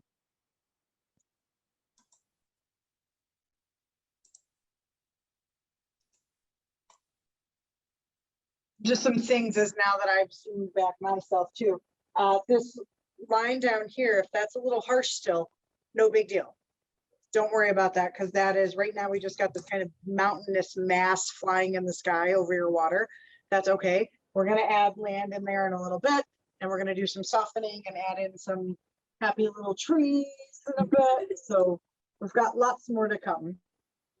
All right, thank you so much, Stacey. I'm really enjoying this. I'm having a great time. I'm feeling like yours is looking real good. Mine's looking solidly okay, and I'm feeling really great about that. So thank you so much. This is a great time. So, and I want to thank everybody else in the audience too for spending this time with us and learning to paint like the man, the myth, the legend, Mr. Bob Ross. So viewers and listeners tune in to GBH for any number of different reasons, whether it's to experience the joy of painting as we're doing tonight, or to learn about the latest news, or simply to get entertained for a little while. If GBH is your go-to source for arts and culture, news and entertainment, then we ask you to please consider making a donation. Tonight, if you give $5 a month as a GBH sustainer or $60 all at once, we'll send you one of these cheerful Bob Ross Happy Cloud socks, which you can see right over here on my screen background. And if you're able to give $6.25 a month, you can choose between the Bob Ross bobblehead up there, an amazing gift that plays 10 different wise and witty sayings from the master of art, Bob Ross, or you can get this Bob Ross self-painting mug, which is super cool. When you pour a hot beverage into it, the Bob Ross painting appears to inspire you in your creations. We'd love to thank you with one of these items as a gift of your choice. If GBH is your happy place, please visit gbh.org/support events and make a donation in any amount. You simply click the support link in the chat now, or you can text GBH to 800-204-3811 to make your donation. You can also scan the QR code, which is right up here on your screen, and that is a quick and easy way for you to access making a donation as well. Giving takes just a few minutes of your day and just a few dollars on your credit card. And there's so many benefits to it, of course, including these little gifts that we have to share with you. And really, it might be the best thing that you do today other than making your beautiful paintings, I'm sure. If you are already a GBH member, we thank you very dearly for your support. If you wish to become one, just remember that you can click that the link in your chat tab now, or you can text the letters GBH to 800-204-3811 to make a donation. All right, Stacey, how are you feeling? Are you ready to get back to these happy little clouds and trees? I am ready. Let's do it. Awesome. So we've got kind of our mountain in there. We've got our water. We've got our sky, and now we're going to soften the bottom of our mountain a bit and then add in some little foothill trees off in the distance. And then we'll work on all of our land and trees in the front. So our 1-inch brush, you can go ahead and soften that up, wipe that up rather.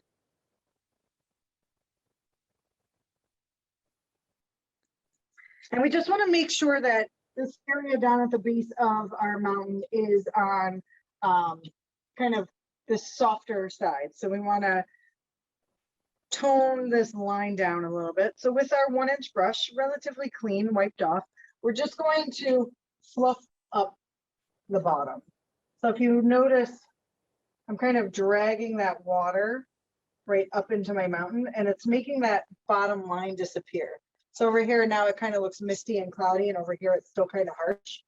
So if we're hitting the dark side, we're dragging up and into the dark side. This will depend on where your mountain ended. So I'm dragging up into the dark part.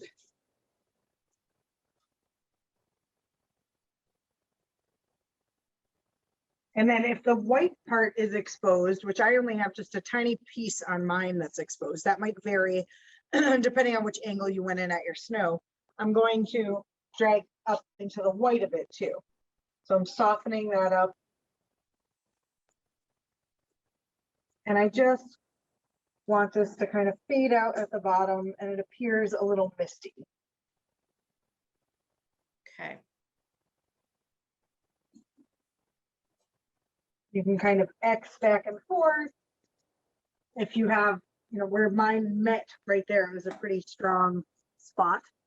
On the dark side, I was able to just kind of drag right up into the dark a little bit. And on the white side, you drag up into the white a little bit. And just feathering out that bottom. So it really should almost just kind of fade away and disappear at the base of your mountain.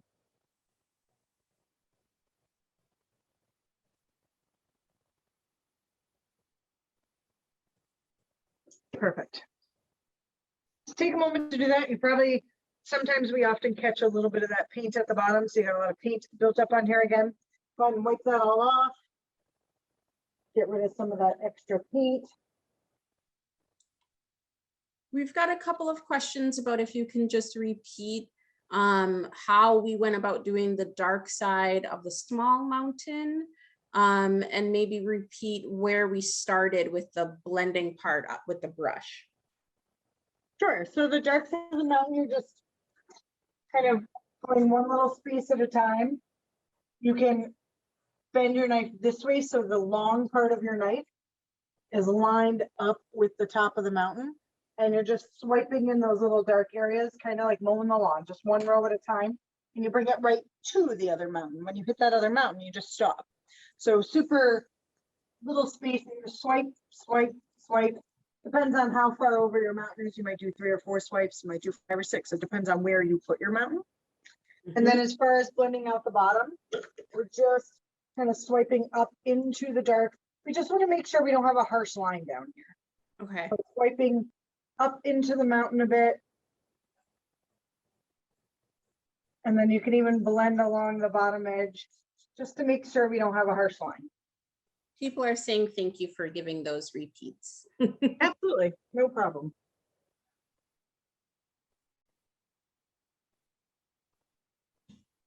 Making some big moves in a minute here. So, Oh boy. some Okay. big things are going to happen. I'm excited.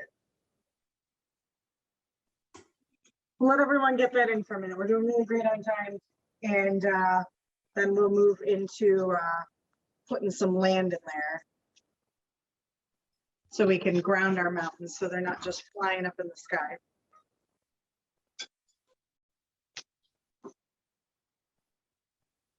All right. So we need some real dark color for the land. When we get the land in, I'm going to give you the option of going kind of summer, spring, or a little more fall. Right now, you know, in my head, the decision was going to be that this was a fall inspired painting. But because it's Massachusetts, at least I'm in Massachusetts, I'm sure some people might be, even New Hampshire, wherever, New England, it's fall. So I'm going to go fall. But maybe you're not ready for that. I get it. And I'll give you the option for a spring summer version too. And that's just going to be a matter of changing our foliage color. So we're going to start off with a nice dark base though for where our land is going to go. So you need to grab your palette knife again, and we just need a dark color. Same thing applies. So we can grab some of our red. I'm just going to stick it right in this pile of dark I already had going. I'm going to grab some of my blue and stick that in there as well. And I'm going to grab some of my green. So I'm using that same kind of mountain color again, that red, blue, and green. Okay. To make that nice deep color. And I just pick it up and I fold it back down. And I keep picking it up and folding it back down until I look pretty mixed. To test it, you can always take a tiny bit on your knife, just go somewhere clean on that white paper. And if you push it out with your finger, you can see this is like a nice dark, deep color. If you rub this out with your finger and it looks really green, you're like, well, I don't want it too green. You can add more of that red or that blue in, but that'll give you kind of the true color you'll see on your canvas if you just smudge it out with your finger a little bit. So I'm just gonna pick it up and put it down a couple more times. Mix that up really good. I kind of honestly just love using the palette knife. So when I get in the groove of like swiping it up and putting it down, I kind of just stay there for a while because it's relaxing. It just feels very official, the palette knife. Right? Yeah, I like it. It's artist tool we're using tonight, guys. All right. Take a minute, mix that up. Make sure you're in a good spot with that. And you need a good pile of this. So, you know, I would say if I squished it all up together, I often refer to like Hershey Kisses. It's probably the equivalent of 2 melty Hershey Kisses. You can see it's built up off there a little bit. Everyone knows the size of a Hershey Kiss, so it's a good reference. Yes. Maybe I'm just hungry. I don't know. No, I like the Hershey's Kiss reference. It's helpful for me. Good, good, good, good. Ooh, can you do a quick repeat on what colors you have in this mix for the land? Yep, red, blue, and green. So a good kind of thing to keep in mind is you just want to use all your darks. So yellow is too bright and white is too light. So anytime we're mixing these dark colors, you're just going to use the 3 dark colors you have. Should be the red, blue, and green. Got it. So this time we don't really need a path. We're going to make a path with our brush. So I'm going to scoop this all up one more time just because I enjoy doing that and put it in a nice big blob. If you look at my palette sideways here, got a nice big blob of it.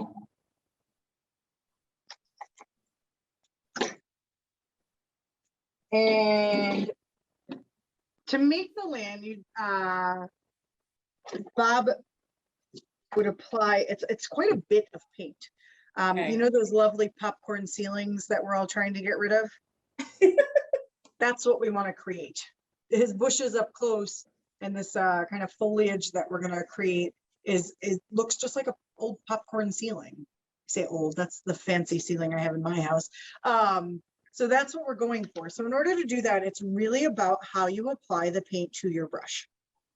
So what I'm going to do, I'll kind of zoom in up close here so you guys can see. So I've got this nice big blob of paint. I'm going to go right into that heavy blob of paint. And I'm going to draw out a nice path. And then I'm going to abruptly stop and lift. Okay. Now, when I do, my palette's a mess, but this area right in here looks like that popcorn ceiling. It's all pointy and sticking up off there. And if you get that texture on your palette, you're going to be able to recreate that texture on your painting.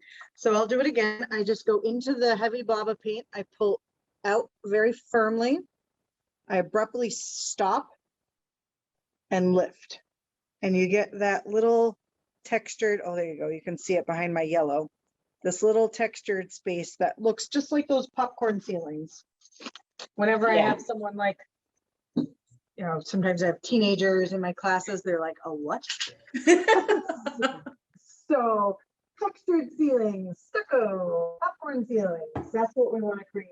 And we're just going to plan out where all this land lives. So we're going to create this dark area, and then we'll be able to add on either green foliage or like reds and oranges for a more fall look. So if you look at my brush up close, see that popcorn ceiling sticking right off the bristles? Mm-hmm. That's what we want. So I'm going to use my brush. I'm going to go side to side to start. I'm going to move you guys in a little close for this section. And it's just a real light pressure. So let's zoom way in for just a moment. So I'm going to create some land right along the base of this mountain. So I do want to go over the mountain a little bit. And I'm just going to touch just gently. And it should be very textured. It almost looks like coral. See all that texture in through there? It doesn't need to be a perfectly straight line. If you notice, I kind of allowed it to go up and down a little, but we're not brushing. We're literally, I'm going to do this on my hand again so you guys can see. We're just touching gently and lifting off, and you get that kind of texture right in there. If you're starting to not get that texture, you want to reapply. And we drag away, stop abruptly, and lift. You can see that little popcorn ceiling area down there. That's going to give you that texture. And we're just going to gently touch. And I can move my brush at an angle. It doesn't need to be a straight line. And I'm going to touch in some land right across the base of my mountain. You're just kind of scrunching it right in there. I'm going to move you guys out a little bit so you can see the lay of the land and where I've got it. Now you can use, I was going at it straight like this. You can also turn your brush this way. And you can just touch in some of this land. Kind of straightening out the bottom edge a little bit, but that top edge, it's big bushy areas or trees off in the distance. So it doesn't need to be a straight line. Maybe I even let some of this come up a little higher. But you're just touching, and it should pop right up off the canvas. It really has quite a bit of texture to it. And I've gone right to the edges. Remember, my canvas is stopping at this blue tape.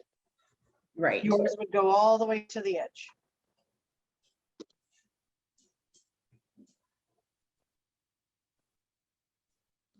So you should have a nice texture. You can see through there a little bit. That's where all the squirrels and things live. That's fine. Don't be afraid to leave some of that light, but it's pretty dense, pretty dark area. And then we're going to create a few other places for some land. So we're going to continue with that same brush application. So we're dragging through. If you're starting to run out of paint, you can always grab your knife, scoop it up and put it back in its place.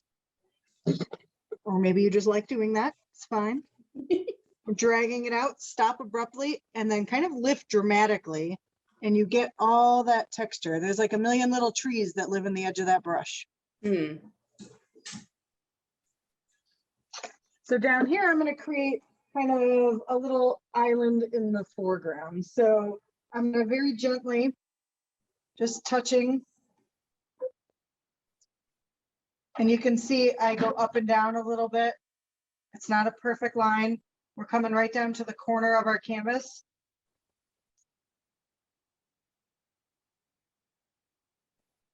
And we're just touching in that land. So this is going to be, maybe I'm standing here looking off into the distance. As soon as it starts to get a little light, I'm going to reapply that color again. Stop abruptly and lift. Get that little popcorn ceiling. It looks like a little forest right on your palette. I'm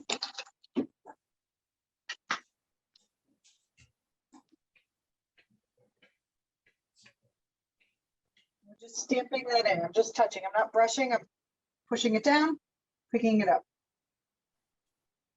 And as soon as it starts to get a little white again, go ahead and reapply that dark. Perfect. Good. I'm going to connect these two areas. I'm just going to go right across the bottom. Pulling back.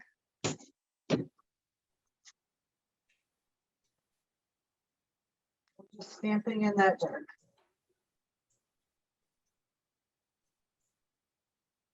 So maybe this is, we're in Leominster, so we're close to Mount Wachusett. This is the bottom of the base of Mount Wachusett, maybe. There's the water area down here. It's your world. It can be anything you want.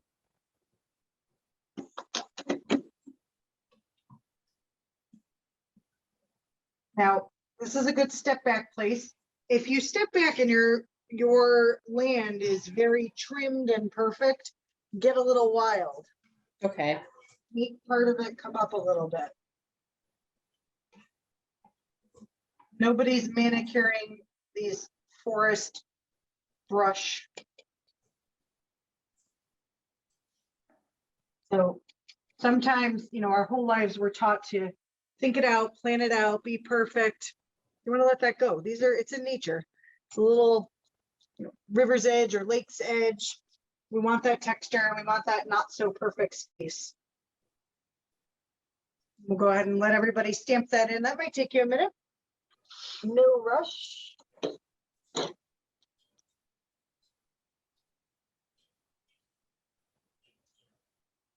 When you do get that filled in, you're going to have a lot of wiping to do. We use a lot of paint on that and a lot of dark color. You really do want to try and get a good amount of that off.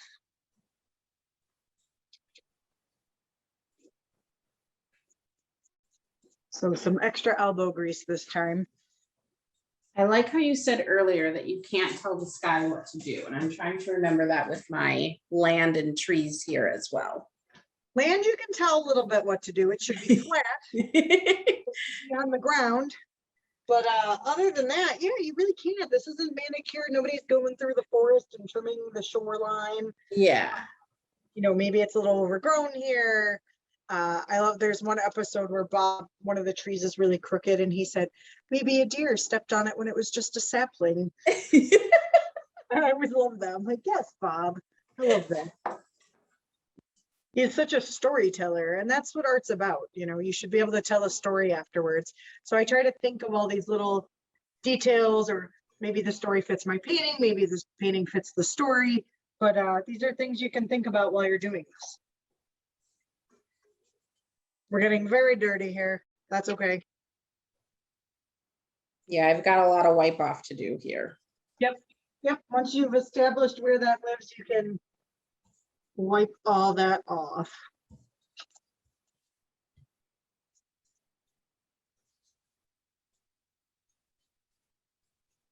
All right. Wiping a good amount off. If you have a little excess, that's okay, because we're going to do a few things that the brush can stay relatively dirty, and then we are going to want to get it a little cleaner for highlights and adding our foliage in and our colors. But we are going to drag a little highlight into reflection rather into this water. So okay. This is another one of those good close-up steps. So I'm going to give it another minute. I'm going to wipe off my brush a little more, and then we'll do our reflection at the base of the mountain. We've got someone saying that they feel like they don't quite like their snow and wondering if they can add more later. Absolutely. So just for the heck of it, let me show you guys. That's what's so nice about oil painting, especially this particular technique. This paint is not dry. You have plenty of workability. So let me grab another little noodle, and I'm just going to go in here.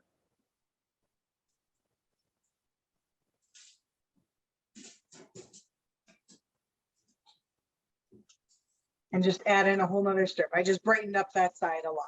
You can absolutely add more snow in. And the paint, like you said, the paint is staying wet, so you can pretty much do that at any time. Absolutely. Yeah, this will take quite a while to dry. which actually, good thing to tell you guys. I usually, if you're in studio with me taking a class, at the end of class, I give everybody a push pin. If you have cats or small children at home, or curious husbands, sometimes I had a lady that went home and her husband was like, "Oh, wow," and touched it and like wiped right across it. So we, she came back in and it was still wet the next day. We fixed it up and it was fine. But I always tell people, get this on a wall, even if you just stick a push pin. A push pin will totally is enough to hold the back of the canvas, and get this up somewhere tonight so little hands or paws won't get into it. How long will it take to dry? To fully dry, it takes a couple weeks. It'll be tacky in about a week. But it really does take quite some time to dry, especially those heavier spots of snow and the ground and the trees. And does the temperature that it is outside impact the drying at all? I'm in Rhode Island. It's super, super hot here right now. Yeah, so I was doing an event the other day outside where I was demonstrating, and if it was outside, it would. My paint was just kind of sliding right off my canvas. But yeah, I mean, it does, as long as your house is some sort of relatively controlled temperature. Like I don't have central air at home. My house gets pretty warm, and even around 80 degrees, it's fine. If your house is like 90, it might start to get a little dicey. Okay. But you should be good in any indoor setting. All right. So we're wiping this off. We really do want to kind of wipe this off as best we can right now. So get a lot of that extra pigment off. It's never going to come back to clean until we really wash it. So you can see I still have a definite tinge of black on there, or my dark color. Okay. And that's okay. But we do want to work it out a little bit. And this is one of my favorite steps. I'm going to bring you guys in a little bit. Okay, so we're going to steal a little bit of this land to create a reflection in our water. So with that brush wiped off, keep your fingers on the handle itself. Sometimes people start doing things like this. And if you do that, look at my brush now, it's all crazy. I want this to be relatively straight. So keep your hands on the handle, or this metal shiny part is called the ferrule. That's okay, but keep your fingers off the bristles themselves. So I'm going to just jump in here, and I'm just going to steal just a tiny bit. I'm going to touch the bottom of my land, and I'm just going to firmly brush down. And I'm going to line up my next row and firmly brush down, and just one row at a time, straight-ish. I'm going to steal just a little bit of that land. And we're going to drag down a bit of a reflection. So again, I'm pressing pretty firm. And we're just stealing a little bit.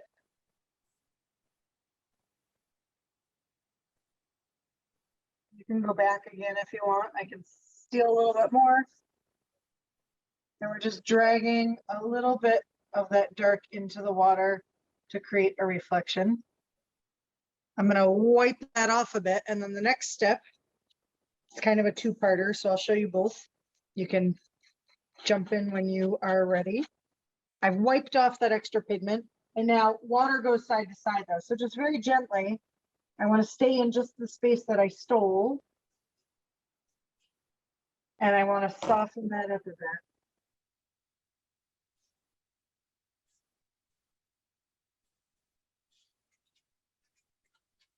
And now I say very gently, but if you're like, well, nothing really happened, then you can press a little harder. Okay. And we're getting that area of reflection right down at the base here. There we go. I'm going to let you guys jump in and do that part. I really love doing that. And then you can soften this up as much as you'd like. I can continue to go a little more. And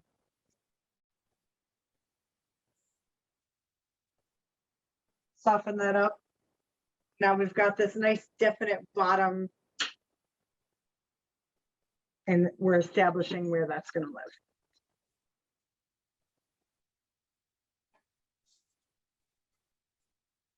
Still breathing. Thank you for the reminder. Got you.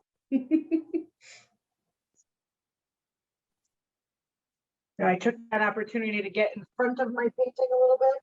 Because I'm always standing off to the side, so I tend to go downhill a little bit. But if I just get in your space for just a moment, I can steal a little bit of that and straighten out my land a bit. There we go.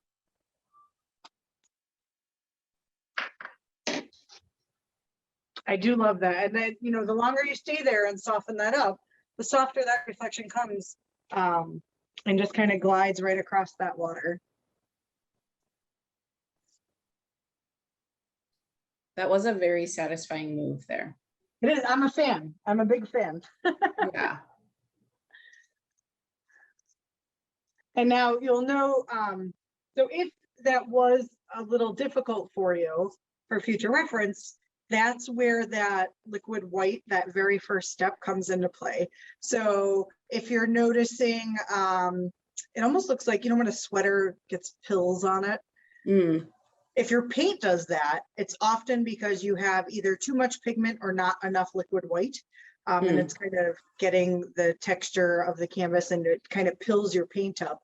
So that's something that, again, it's a skill and you can get better at. So if you're having a hard time softening that and blending it, get rid of some of that extra pigment and just stay in that area, blend it out a little bit. And then next time, know that that little bit more of the liquid white in that very first step really does help this whole process, even this far along. Yeah. Perfect. Now we don't have flying mountains anymore. Give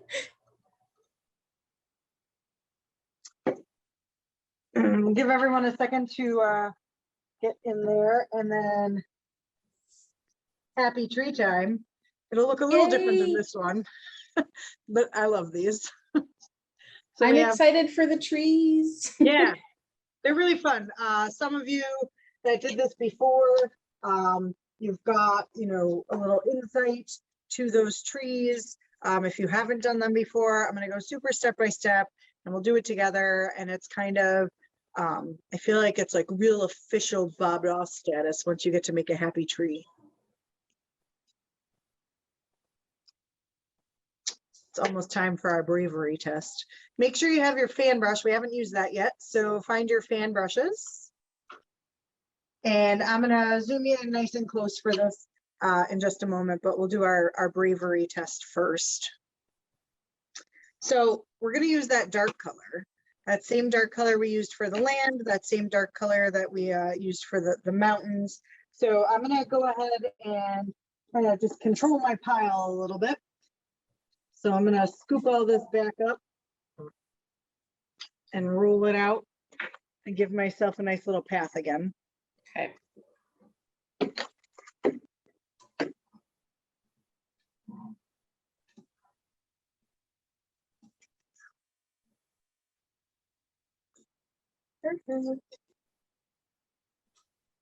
Scooped and rolled. Scooped and rolled, technical terms. So fan brush, another very like essential Bob Ross tool. We're gonna go ahead and load our fan brush with that dark color. I'm just gonna get up close so you can see what I'm doing here. So I'm gonna go ahead and swipe it on the front and the back. And I load up the front and the back several times. You should always try and keep your paint towards the top half of your brush. You don't want it traveling up onto that shiny part. That's the ferrule. If you get a bunch of paint caked in there all the time, it's going to ruin your brushes. Eventually the little hairs are going to fall out. It makes a big mess of them. So you really want to keep paint on the top half of your bristles.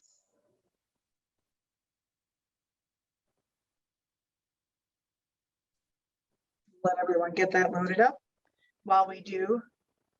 If you guys are interested in taking more of these classes, we do have classes in studio, in person, right here in Leominster at Art on the Rocks. So if you guys are interested, definitely check out our calendar. Awesome. Yeah. Thank you.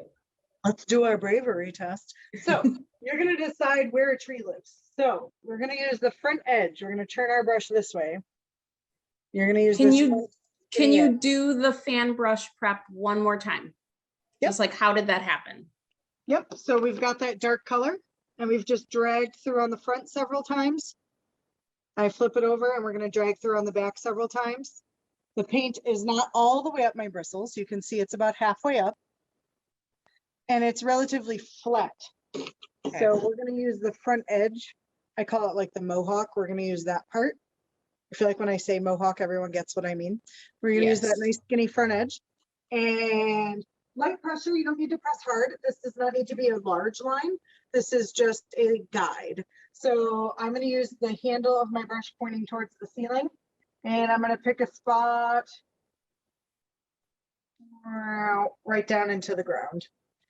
That's going to be my tree. I'm going to zoom in so you guys can see that. But this is going to kind of represent our trunk. And we're just making that line pop in there so I can see it. That's all that really matters. It doesn't need to be big. This is, you know, about the width of my brush handle. And it's about the height of my brush too. I went just above my mountains. And if it gets thick, it doesn't matter. We're going to paint over it. This is just a guide so you can see where everything's going. I did it and I feel very brave. Don't you feel brave? It's very brave. Serious stuff happening. So I like to keep my brush loaded up pretty thoroughly. So I'm going to often dip in, and as soon as you start to run out of paint or it's not a real dark base, you just dip in and drag it out on the front, drag it out on the back. And really, for the beginning part of the tree, we're just going to use this little corner of the brush, just this little corner right here. Okay. And see what I'm doing to my finger? We're just touching. You're not brushing. You're just touching. It's like a little stamp, and we're going to create that texture. So I'm going to move you guys in even closer. It's a nice, small little detail. So I want you guys to be able to see it up close. Excuse me while I readjust. All right. So you can do this. If you notice, my handle of my brush is pointing downward. That's going to make my branches point downward. If you did it this way, your branches are going to point upward. And there is a difference. I don't know, like one's an evergreen and one's a not so evergreen. Something else. Yeah, there's options. Depends on which kind of tree. So we're going to start at the top, and I'm just going to gently touch, and then I pick it up. And then I touch, and I kind of touch to the right. And I'm picking it up and putting it down, and I'm almost zigging and zagging back and forth. Okay. So I'm going to slow down and give you a few pointers. So if you see, I'm just zigging and zagging back and forth, but sometimes that zig and zag gets real wide for people. Think of it like a slinky. I squished my slinky down. I want those zigs and those zags real tight. And I want these little empty spaces on the side. So I'm just using the corner of my brush, just that little corner, and I pick it up and I put it down. And it's just a gentle touch. And I'm going to the right, and then I'm going to the left. And each time I'm just allowing my hand to come down towards the base of the tree. So I'm literally just picking it up and moving it right and picking it up and putting it down, and I'm going back and forth. When I start to lose my paint, I flip it over and use the other corner, or you can reload, and I'm just touching it and I'm picking it up and I'm putting it down. And I'm really just using this little tiny corner of my brush right here, maybe about this much of my brush. I'm just gently tapping that right in.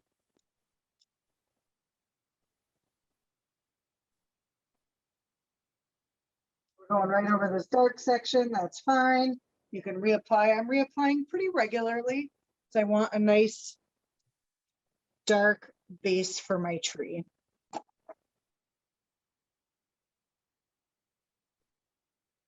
If you, in class, I always tell people to try a tree on your palette. It's a little different because it's flat, but you can certainly try a tree right on your palette.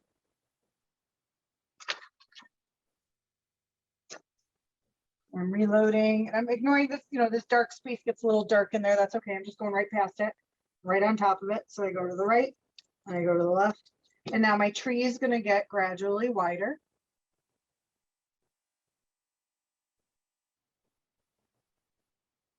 And as it gets wider, you can start to use more of the face of the brush instead of just the corner. Now you can kind of turn. So I was using the corner. Now I'm kind of rotating my brush forward and I'm using the face of my brush. And we're just zigging and zagging back and forth, loading up often. All of these little inlets are what we want. And some of my branches, this branch is a little longer than the one even underneath it. That's okay. You want that variation. And you're just tapping back and forth, just kind of like a squished slinky. Still breathing. Yes. Good. Sort of.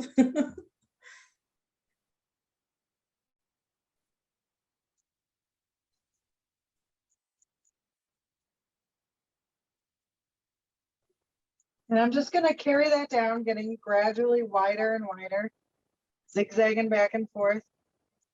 And I'm just going to let that go right into my land.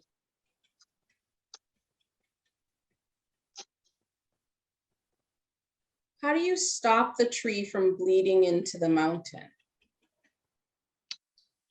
So you need more paint on your brush. So that's kind of the whole idea behind the wet on wet. So if you have a little more paint on your brush, you're just barely touching.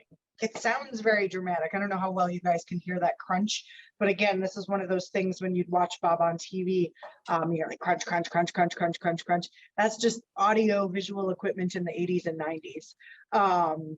So don't worry about, I think a lot of people are under the impression that you should press really hard. It's actually a really light amount of pressure, just gently touching it in, and that paint will just stick right to that wet paint. And is that, some folks are also feeling like their paint is getting dry. Do we just add more paint and like glob it up, or? Yep, keep loading your brush. You're gonna load often. As soon as it starts to become kind of light, or you're not seeing the paint build up on there, you're going to load your brush pretty regularly. I'm gonna go ahead and do another one for you. You could just be done with one tree and that's fine. The amount of trees is up to you. I'm gonna go ahead and throw in another one. Maybe we do a little guy. This will be the one that the deer stepped on, so it's a little crooked. And again, I'm loading your brush often. You don't need to do this fast. I just like to get through one kind of quickly so people don't jump ahead and you can see it in its entirety. You can take your time and work down that tree. So again, my handle is pointing towards the ground. At the top, I just, a couple little touches. And I'm going to the right and to the left.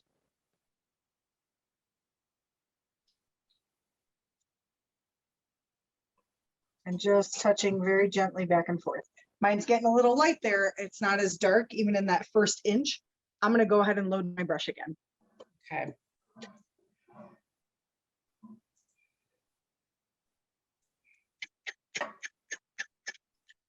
Load it on the front, load it on the back. And Bob would always say, well, shoot, this tree needs a friend. So it always cracks me up. Well, shoot, this guy needs a little friend here. Can't just have him living alone in the forest.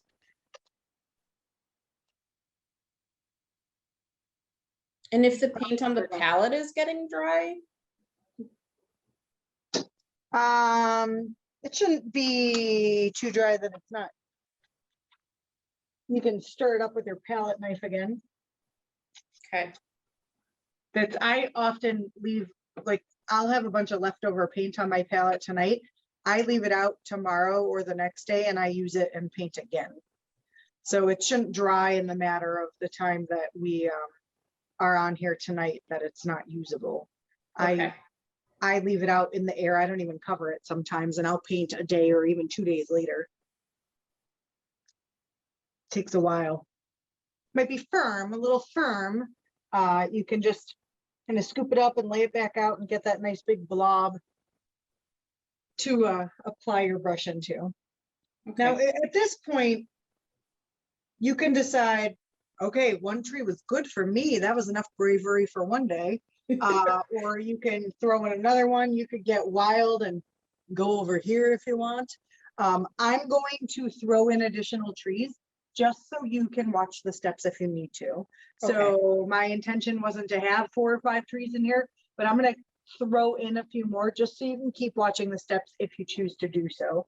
But even just one tree, it's like a photo, you know, only so much fits in the frame. So if there's just one tree in the front, that's okay. There's no rules that say there needs to be 3 or 4 or 5. But I'll zoom you guys in again, and I'm going to do another little tree over here. So again, I'm loading often. And I'm going to do one. I don't want any of them. If you're going to get into that 2, 3, 4 trees, I don't want any of them the exact same size. So I'm going to do another one.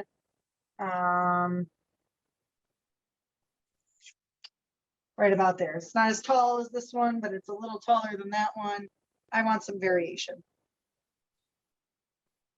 So loading my brush again. Remember, just the corner of that brush and a real light touch. So I'm going right through a very large amount of snow right there.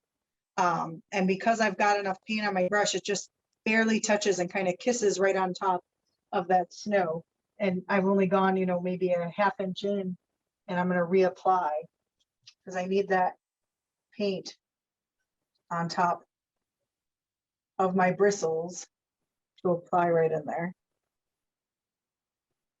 Loading often, front and back, you can flip it over.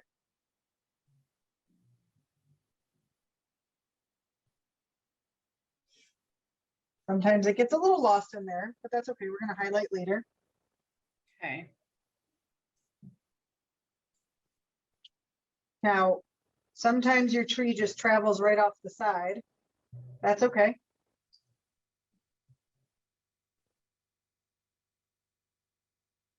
And just scrunching it in. So mine is hitting my blue tape. So this tree would be right off my canvas. You'd only see, you know, maybe 2/3 of one side. That's okay. Photos happen like that all the time. Absolutely. That's actually preferred. You don't want everything squared off in the center. Right, totally.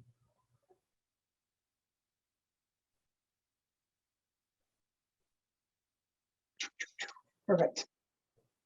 How many trees is up to you? Up to you.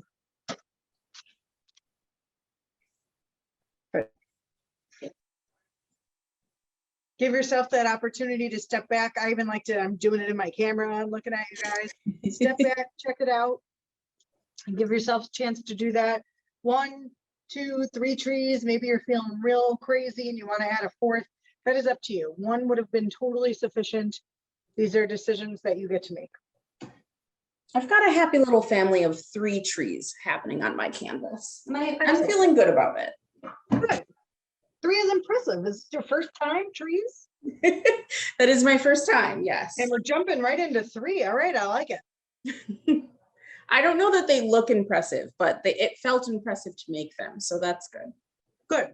It's all half about the battle. It's absolutely a tree. I can already tell from here. So give yourselves that chance. Step back, check them out. Decide if you have enough. Do you want another? I'll zoom in and let you guys peek at that up close for a minute. Especially the first time or two making trees. Here, Bob's watching you in the corner. There we go. You guys can, Bob's watching now. You're in good hands. Add a tree or 2 or 3.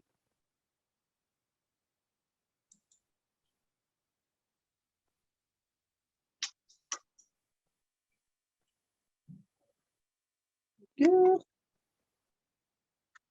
Now, if you have some areas when you step back and you're like, I want it a little darker, especially the first couple times you make trees in that area where the snow is, sometimes that white paint will catch you.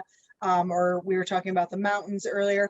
You can absolutely go back and add more black. So just like in the land when we kind of want that texture on our brush, and whatever we happen on our brush will happen up there. So if you load your fan brush and then lift, you can see that little bit of paint that's really raised right up off of my palette. Now it's sticking up off my brush. See those little bits at the top? That's not bristles, that's paint sticking off. So if I want to darken something up a bit, I can go in and just gently touch, just the same way as the land. Just gently touch. Maybe I feel like I need another little branch here or there. You can touch that in. And this really is what we're creating, is the back side of the tree. This is going to be the dark side. We're going to go ahead and add a trunk in there in a minute. And then we'll do highlights on the front, which will kind of really actually bring out those darks. We're going to cover them, but it's going to bring it out some too. We'll let everyone take another minute to add some trees, decide if that's enough for you. And then we're going to talk about some highlights.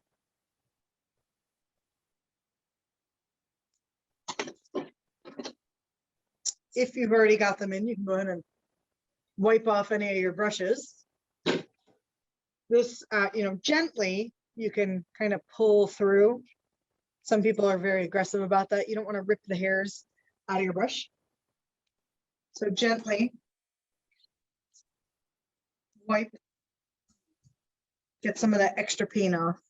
A little bit of that black is actually going to help us, so don't worry, dark. I shouldn't say black, but that dark that we've mixed up is going to help us. You can wipe it off while you're all getting to the same spot. Okay. That last minute darkening approach was really helpful for me. Thanks for including that. Good.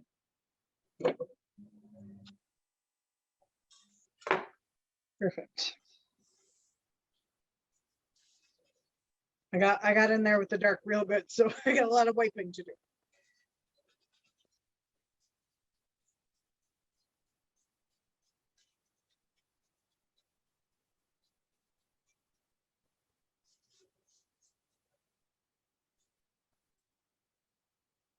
It's not really the same thing, but for the real feel of it, if you want to, just kind of beat the devil out of it gently on your paper towel. Not quite the same as doing it all over your easel.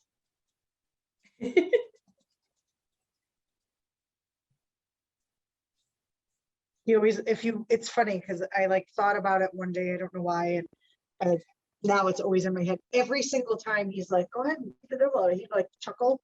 And it was the funniest thing. He was just so I don't know, he just said, I want him to be like my grandpa or something. He was great. He was just so pleasant. It is an extremely pleasant voice saying that phrase. Yeah. Oh, go ahead, just beat the devil out of it. I just turned Irish while I did that. It's international. It's international. Yeah. It bobs across all the world.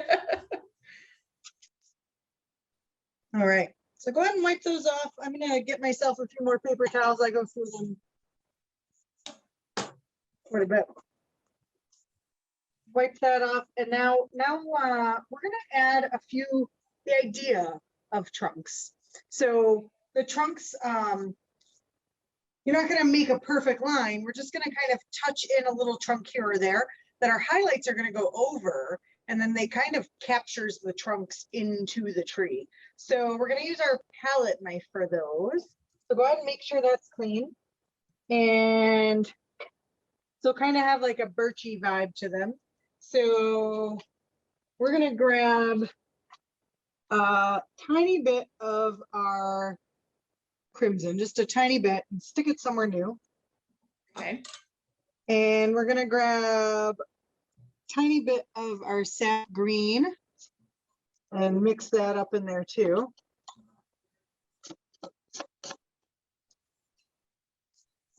And we're just kind of scooping it up and putting it down.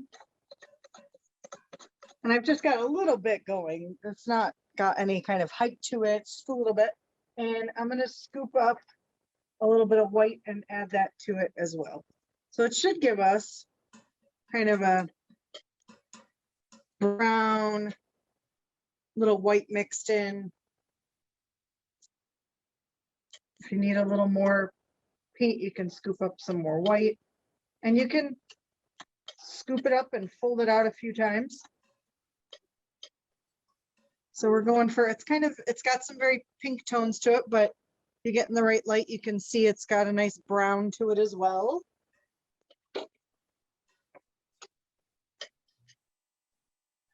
Take a minute, I would say it's about equal red and green, and then some white to your liking. You really see the tiniest bit of this, so don't drive yourselves too crazy. Same thing as the mountain. When we get that color mixed up, I'm going to put your knife next to it, slide across, and get that little roll of paint. Okay.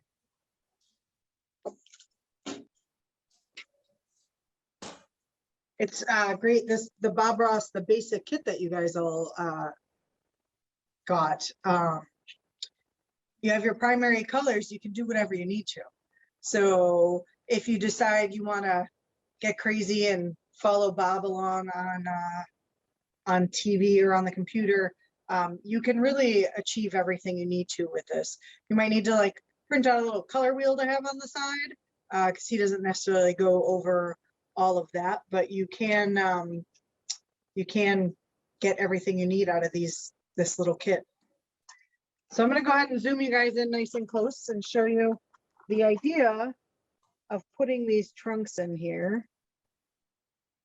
So we're going to use that little noodle of paint.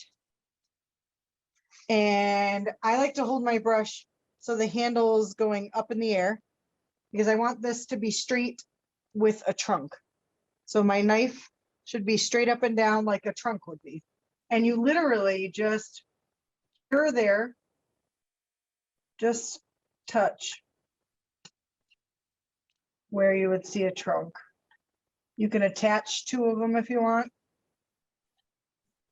You don't have to do it everywhere. You just kind of, the idea of a trunk, because we're going to capture that trunk. I know it seems a little odd now to have this weird perforated line, but we're going to capture that trunk in that space in another step. I'm going to move it back a little bit. This trunk is red, green, and a little white, right? Red, green, and a little white to get a brownish taupey color. Mm-hmm. You roll out that path, cut across to get your little roll of paint there. And it's just the idea of the trunk, you're just touching one here or there.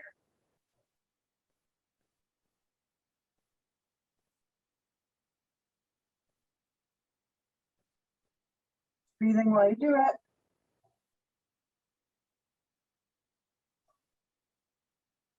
We're doing that to all the trees? All the trees, yes. Yep, you can pop a little trunk on all the trees.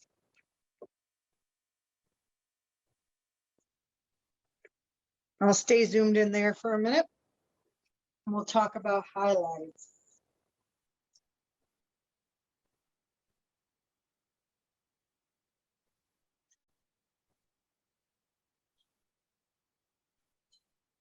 So like I said, my plan was to go fall. You could do fall, or you could stay more on the green side and make it more of a spring, summer landscape. I'm ready for fall and all things pumpkin, so I'm going, I'm going fall.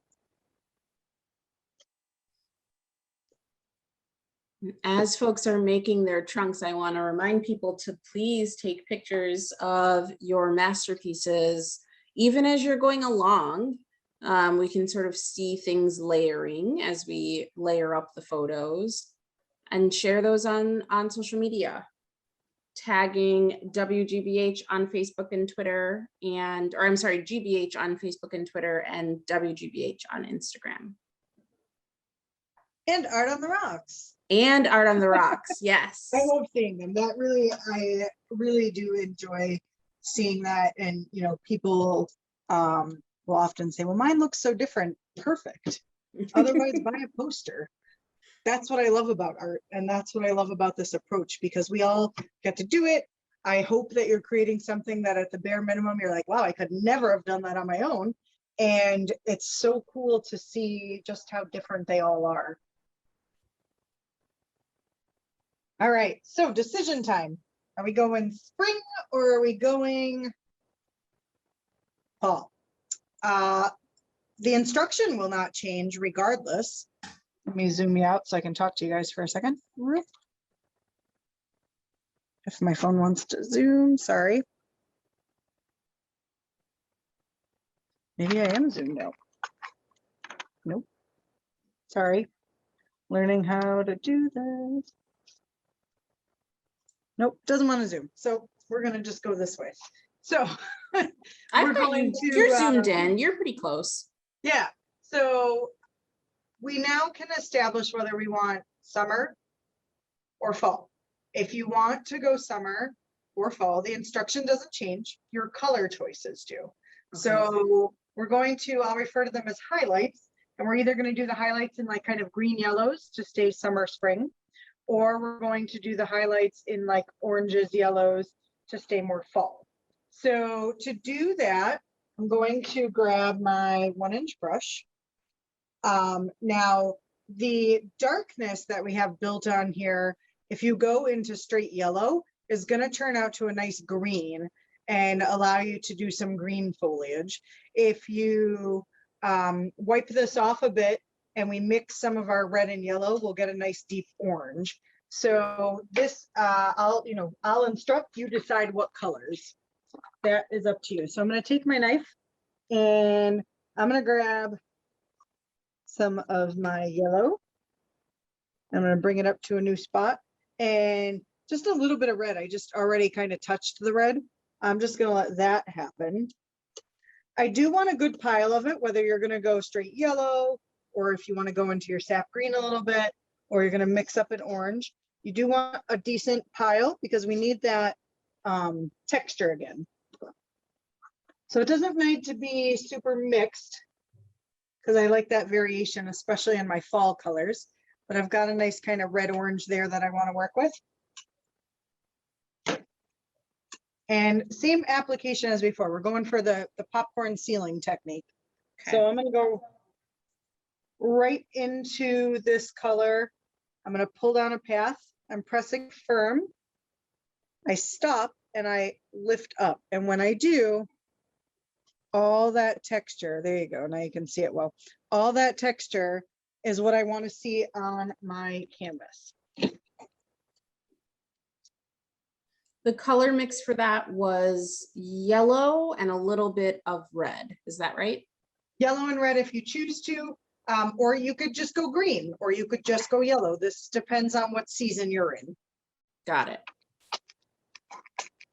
All right, we're going to move you in close. So now when we're adding this texture, we're going to start with our land. We do not want to kill all the dark. You want to save some of that dark. So you don't cover everything, but it's the same. Oh, I lost one of my canvases. It's the same light pressure as before. So I've got all that paint built up. Stacey, real quick before you do that, can you just show the mixing and that just one more time? We've got a question on it. Yeah. So, or maybe just like how you got that texture on your brush. Okay, so I've got my red and yellow. I've made a decent sized pile of it. And you go into the pile, you pull out a path just like we did earlier for the black application. Yep. And then you abruptly lift. We're looking for that popcorn sealing texture again. Awesome. Thank you for that. You got it. So now I can use my brush straight up and down. So I'm just going to use like the Mohawk side. See all that texture? I want all that texture on my painting. So I'm going to just gently touch. And I kind of arch back and forth to create some light on top of the bushes. So I'm going to do a couple of them for you so you can kind of see how the whole layout goes. I'm reapplying already. I've zoomed through just like I showed you, looking for that popcorn ceiling. And I'm going to create these areas of brush. Now that color gently can come right up over the dark. Okay. I can bring it right up over, you know, my black ended here, my color's coming up a bit. Now you can do this exact same thing with green or a little bit of yellow, or you can mix up the orange. That is up to you. The season is up to you. And I don't want to kill all the dark. You hear Bob say this. So I'm going to start over here and I'm just going to gently touch. And I'm leaving some of that dark. That's where all the animals lived. So I'm going to zoom you out a little bit so you can kind of see it in its entirety. We were zooming fine this whole time and now it doesn't want to. So we'll just move you a little bit. So you can start to see those nice light areas. I'm often dragging, stopping abruptly, and lifting so we get that texture right on the brush. Just a gentle touch. Gentle touch. Now I'm going to switch colors just to show you that. I'm going to grab a little bit of yellow. So even in that same fall set, I could just use straight yellow. So I'm going to go ahead and wipe a little bit because all these bushes don't need to be the same.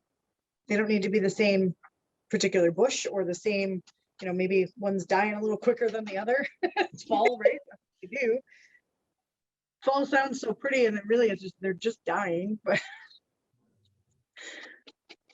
I'm going to wipe off a little bit. I'm going to go into some of my yellow. So again, I'm pulling down. I stop abruptly and I lift. I get that texture. You should see that texture right on your paper. And now add some yellow.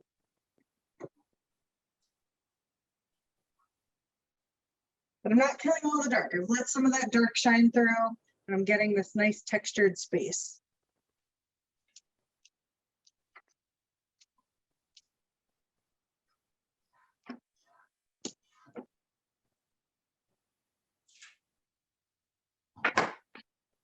You could do this in green as well. Or you could bring your yellow and green together. So I've mixed my yellow and green. I got a nice bright green if you wanted to go more spring and summer. So again, just very light pressure. Very light pressure.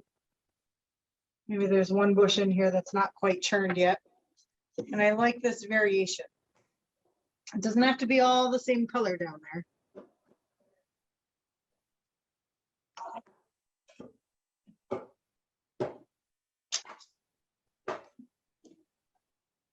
I think my Hershey's Kisses were like the baking size to begin, because I'm running out of paint here. But these tubes are huge with lots of extra. Yeah, you can see now really how far it goes. Yeah. And sometimes you just have to scoop your paint back up with your palette knife and kind of put it back in place. So now we have all this up here too. Skip where the trees are, but when you've got this full, I don't yet either, but when you do, don't forget we can pop a little color into that landfall in the background. So dragging out, stopping abruptly. You want to see all that popcorn ceiling texture.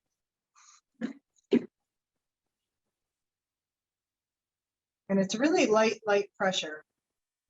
Really light pressure. Light pressure. I might get crazy and throw a little red in there. Ooh, I like that idea. I'm just going to go right into it. I didn't even bother wiping my brush. So some of that orange and yellow might be in there. Some of that red will be in there. And I'm going to bring in a few deep red bushes.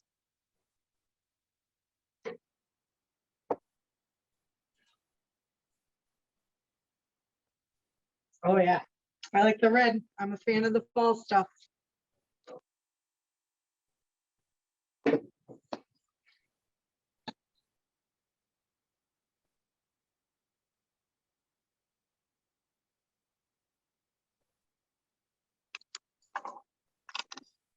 All right. So you can kind of put these in wherever. Again, some of that bright comes in right above. There was no dark, and I added a little red up here. There's a little pop of red down here, a little light, a little dark. It's up to you, but she looked very textured. It always reminded me, I felt like a good reference was like, it kind of looks like coral. It has a very textured look to it. And saving some of that dark.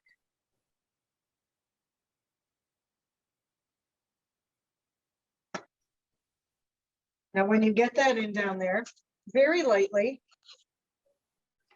I'm gonna go a brighter color so you can see. Back here, I'm just gonna tap it just real gentle. Just here or there, because this isn't really defined. It's just this kind of tree line way off in the distance. Tapping in some color back there too and getting a little color on my trees.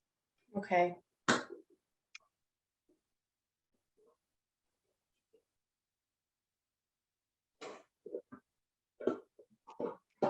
You guys up close so you can see all that color way in the back.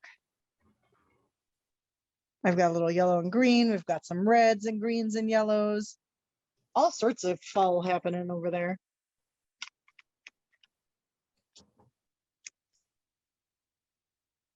Take your time, highlight those, step back. Give yourself that chance to step back. Up close, it really looks like kind of blobs of paint. Step back a little bit and give yourself that chance.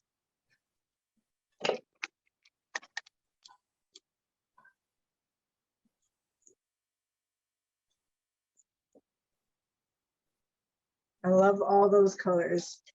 It's even kind of, for me, I can see it in the camera this way and I get that chance myself. We've got someone wondering if it seems like they're picking up a lot of the dark undercolor instead of adding in highlights. So you're just not using enough paint then. Okay. If you're picking up a lot of the black, you need more paint on your brush. So really, it's even kind of less important what you do here versus what you do on your palette. I really want to make sure every time, if you look at the end of my path where I'm running my brush, every time it looks like that popcorn ceiling. You can see it, I did it here too in these colors. You want to get that abrupt stop and then you get that pull of paint and then just real light pressure is going to give you that texture and that color on top. The answer is almost always add more paint. It kind of is. That's the whole idea behind the wet on wet technique. Don't be afraid to use, it's that wet paint. You would also hear Bob say a thin paint sticks to a thick paint. So what that means, you can use a little bit of your liquid white or paint thinner if you had some. And you can just slightly add a little thinness to your paint, and that thin paint will stick to a thick paint. He would say that all the time. Nice. We'll go ahead and let everyone, that's, takes a few minutes to get used to doing. We'll let everyone do that, and then we'll talk about highlighting our trees. We're almost there. You guys are doing fabulous. I'm really excited to see all these. Last time I had quite a few people post. I really do, or even if you want to message me on our Facebook page, I love seeing all the end results. I had Rakeem and his wife came in for a class in person. They were in our first virtual session, and he brought his painting with him. That was really cool too. Oh, fun. Yeah. Stacey, how do you pick the paintings? Are these like Bob Ross designs, or are these ones that you created? Or so I might have several years worth of Bob Ross calendars. that I often refer to. And during my training, I think I painted like 40-ish paintings. Wow. So I often kind of cycle through those, depending on seasonally. And we have a 2-hour, 4-hour, and a 6-hour offerings. So, depending on the length of the class or the time of the day we schedule it, we use that. But I have his desk calendar that's 365 paintings. Wow. And I have several years of the wall calendar that I just keep and use as inspiration because there's 12 great paintings in each one. Nice. We've got someone asking, what can I do if too much color came off the mohawk onto the tree trunks, so the purplish color has taken over the trees? So it's pretty bold right now. We're not done with the trees. So what you're seeing right now, like if I can move you guys in close, I think honestly I have too much oil on my fingers to zoom in on my screen anymore. So I feel like I've lost that ability. But if you see this up close, it's pretty substantial right now. And it looks a little odd because we're not done with it. Yeah. Okay. Oops. So there's more layers coming. There are. Nice.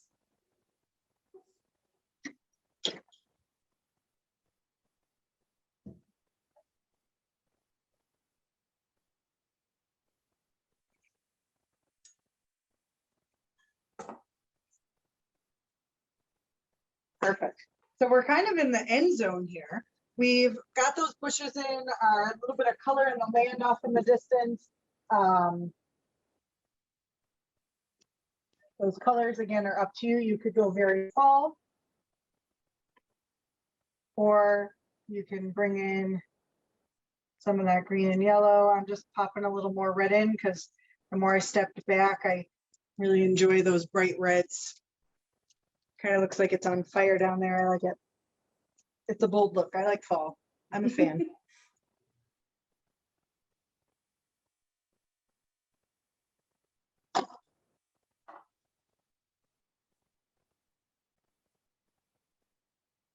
All right. I see some brushes still moving on this side, so I'm going to assume you guys need a second too.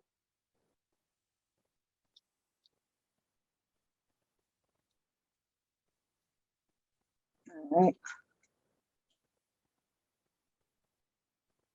Perfect. So we've gone pretty bold, lots of color down here. Now we've got these really, really dark trees. These trees are just kind of, again, like I said earlier, the back side of the tree. So we're going to highlight these trees. Now, you could go green or just the yellow out of the tube. The yellow out of the tube on the dark side of the tree is going to turn kind of green, or you can bring in some color. So I'm going to choose to bring in a little color because I'm going to go with my fall theme. So I'm going to squirt out a little more of my yellow.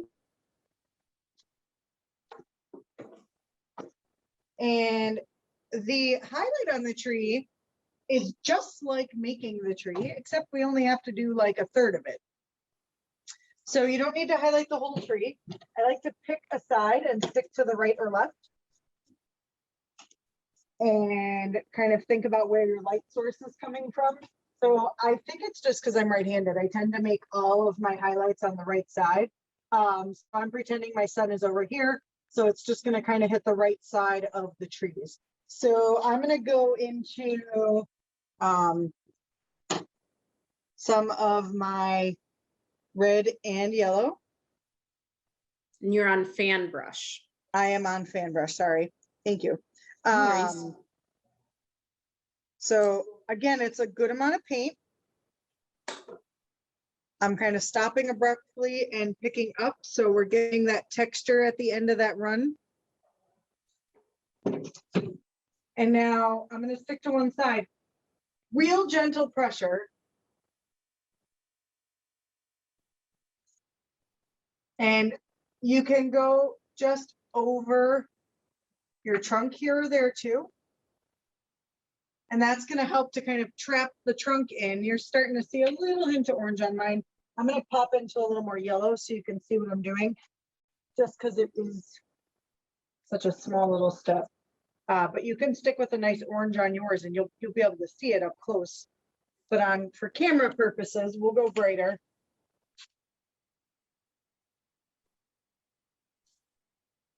So I'm gonna grab some more of my yellow. Now I know that your trees are really wet and really thick. That's okay. This will work. It will stick to it. You just gotta, it's really, really light pressure. So I'm using my brush the same way I did earlier with the handle pointing down and just a gentle touch.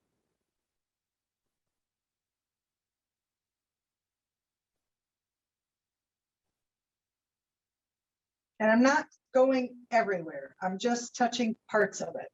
So And you can start to see that tree popping out on the right side. That's just on the right side of the tree.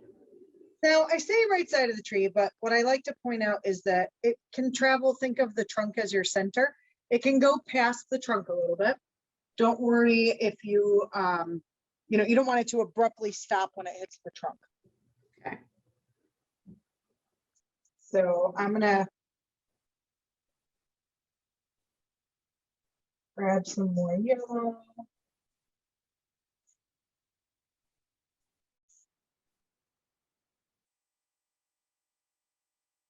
And we're just gently touching in. If it starts to get dirty, it will. So if you look at my brush up close, see how it's just that texture, but I am starting to pick up some of that black again. So you do have to periodically wipe it off. Okay. Gently. I just get rid of that kind of residual black that's building up on top. And I'm gonna highlight.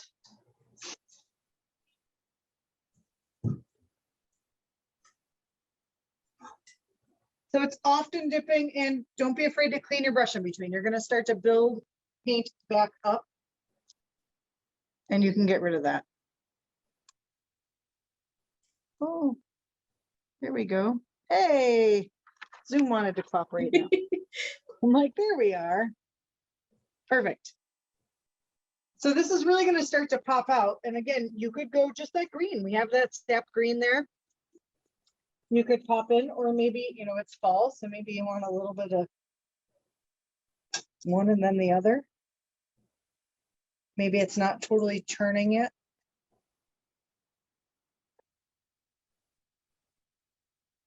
So good texture on our brush, real light touch.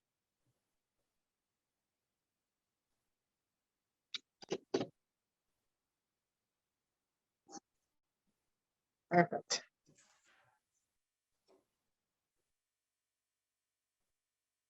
Are we doing that on all of the trees? Yep, you should highlight all your trees. Good question.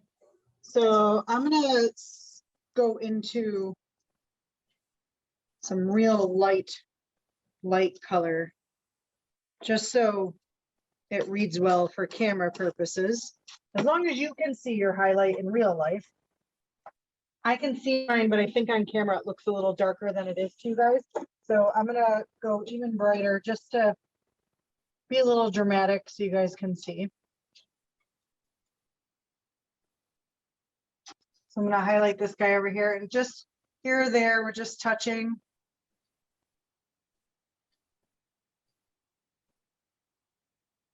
Little sparkle, Bob would say. Little sparkle on our trees.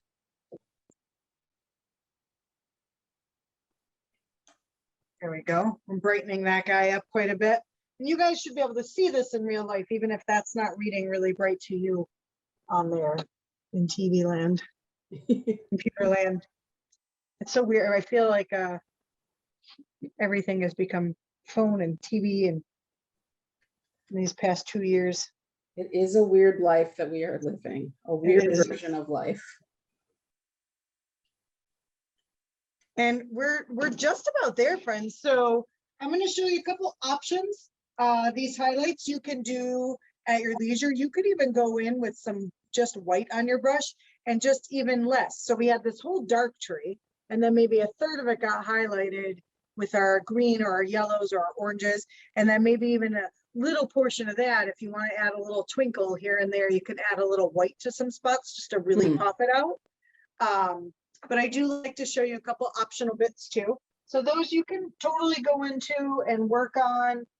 You can add a little more. I'm gonna pop a little highlight on this guy.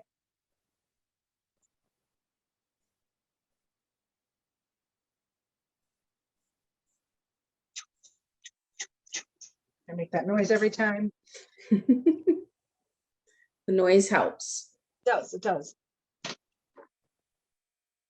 And then I want to show you another knife thing because I really do enjoy doing it. I like to add some little kind of sticks and reeds coming out of our land and our grassy area at the bottom. So this is kind of cool because you actually need no paint. You just need a clean knife. I just want to remind folks that we are recording this and everyone will receive the recording in about a week. So if you're missing steps or you just want to kind of rewatch things, no worries at all. Those are coming at you. Awesome. So if you look at your knife, you've got this long side, which is what we've been using most of the time. And you have this little short side. So I'm going to use the short side. Oh yeah, we're going to zoom in. So right at the bottom with that short side, I'm just going to place it right on like the mohawk again. So going straight at it. I'm going to just place it in my land area down here. And I'm just going to gently glide up. And you'll start to see some little grasses. Maybe these are twigs kind of sticking out of the bottom right here. I don't know how well you can see it on camera, so let me zoom in. There we go. Oh, See how yeah. those little twigs popping out? And you're really just Yes. driving the paint from what's already there. And you can get all these kind of little, I think of it as like a, you know, there's little reeds and grasses and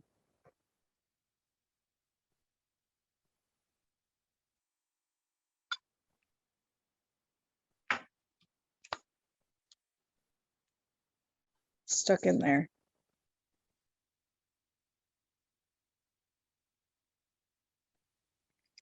I'll have to move. Oop, there we go. So this is a nice detail. That's what it's all about, the details, Bob would say. He said, if you're going to sell paintings, this is what it's about. So if you guys plan on selling these tomorrow, get your sticks in there. That's totally what I'm going to do with my painting is sell it. Yeah. Yeah, so you can drive in those little sticks and twigs, those little details. You can even scratch a couple of them in there.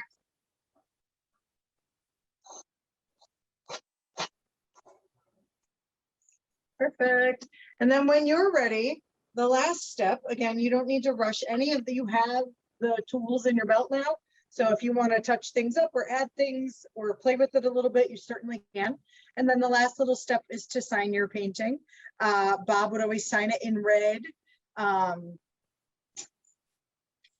thin paint sticks to a thick paint. This one you want to mix a little of your liquid white in there to be able to sign it. Or when it's dry, you can sign it off on the side with a Sharpie or on the back side of the frame as well. But we are there, friends. You guys did it. I hope you had a great time. And again, we will, you know, this will be available on record, or you can play around with this right now. You totally have time to do so. Yes. Amazing. Stacey, this was so much fun. Thank you so much. I'm going to show my painting to folks. If I don't know if, oh, I'll show it in just a moment after I take down this background. But I want to remind people to visit the website, or you can click on this or use this QR code so that you can be making donations to GBH. So please check us out for that. There'll be information on how you can go about doing that in the chat. Again, I want to give a huge thank you to Stacey Sparrow for your guidance and your joy and just bringing us through this process has been so, so enjoyable. So thank you so much for that. I really feel like, I mean, looking at the painting from what we started with a blank canvas, and then when we were doing just the, you know, red and blue and yellow in the beginning, and now we have these beautiful masterpieces. So thank you so much for that. Don't forget to be taking pictures of your masterpieces. Here is mine. Yay! Don't forget to be taking pictures of that and to be posting your pictures on Facebook and Twitter using the tag GBH, and on Instagram using the tag WGBH, and also tagging Art on the Rocks as well so that Stacey can see it. Again, thank you everyone so much for joining us this evening. We look forward to connecting with you again really soon, and we hope that you and your family are staying healthy and safe physically and emotionally during this time. Have a fantastic evening. Enjoy your paintings.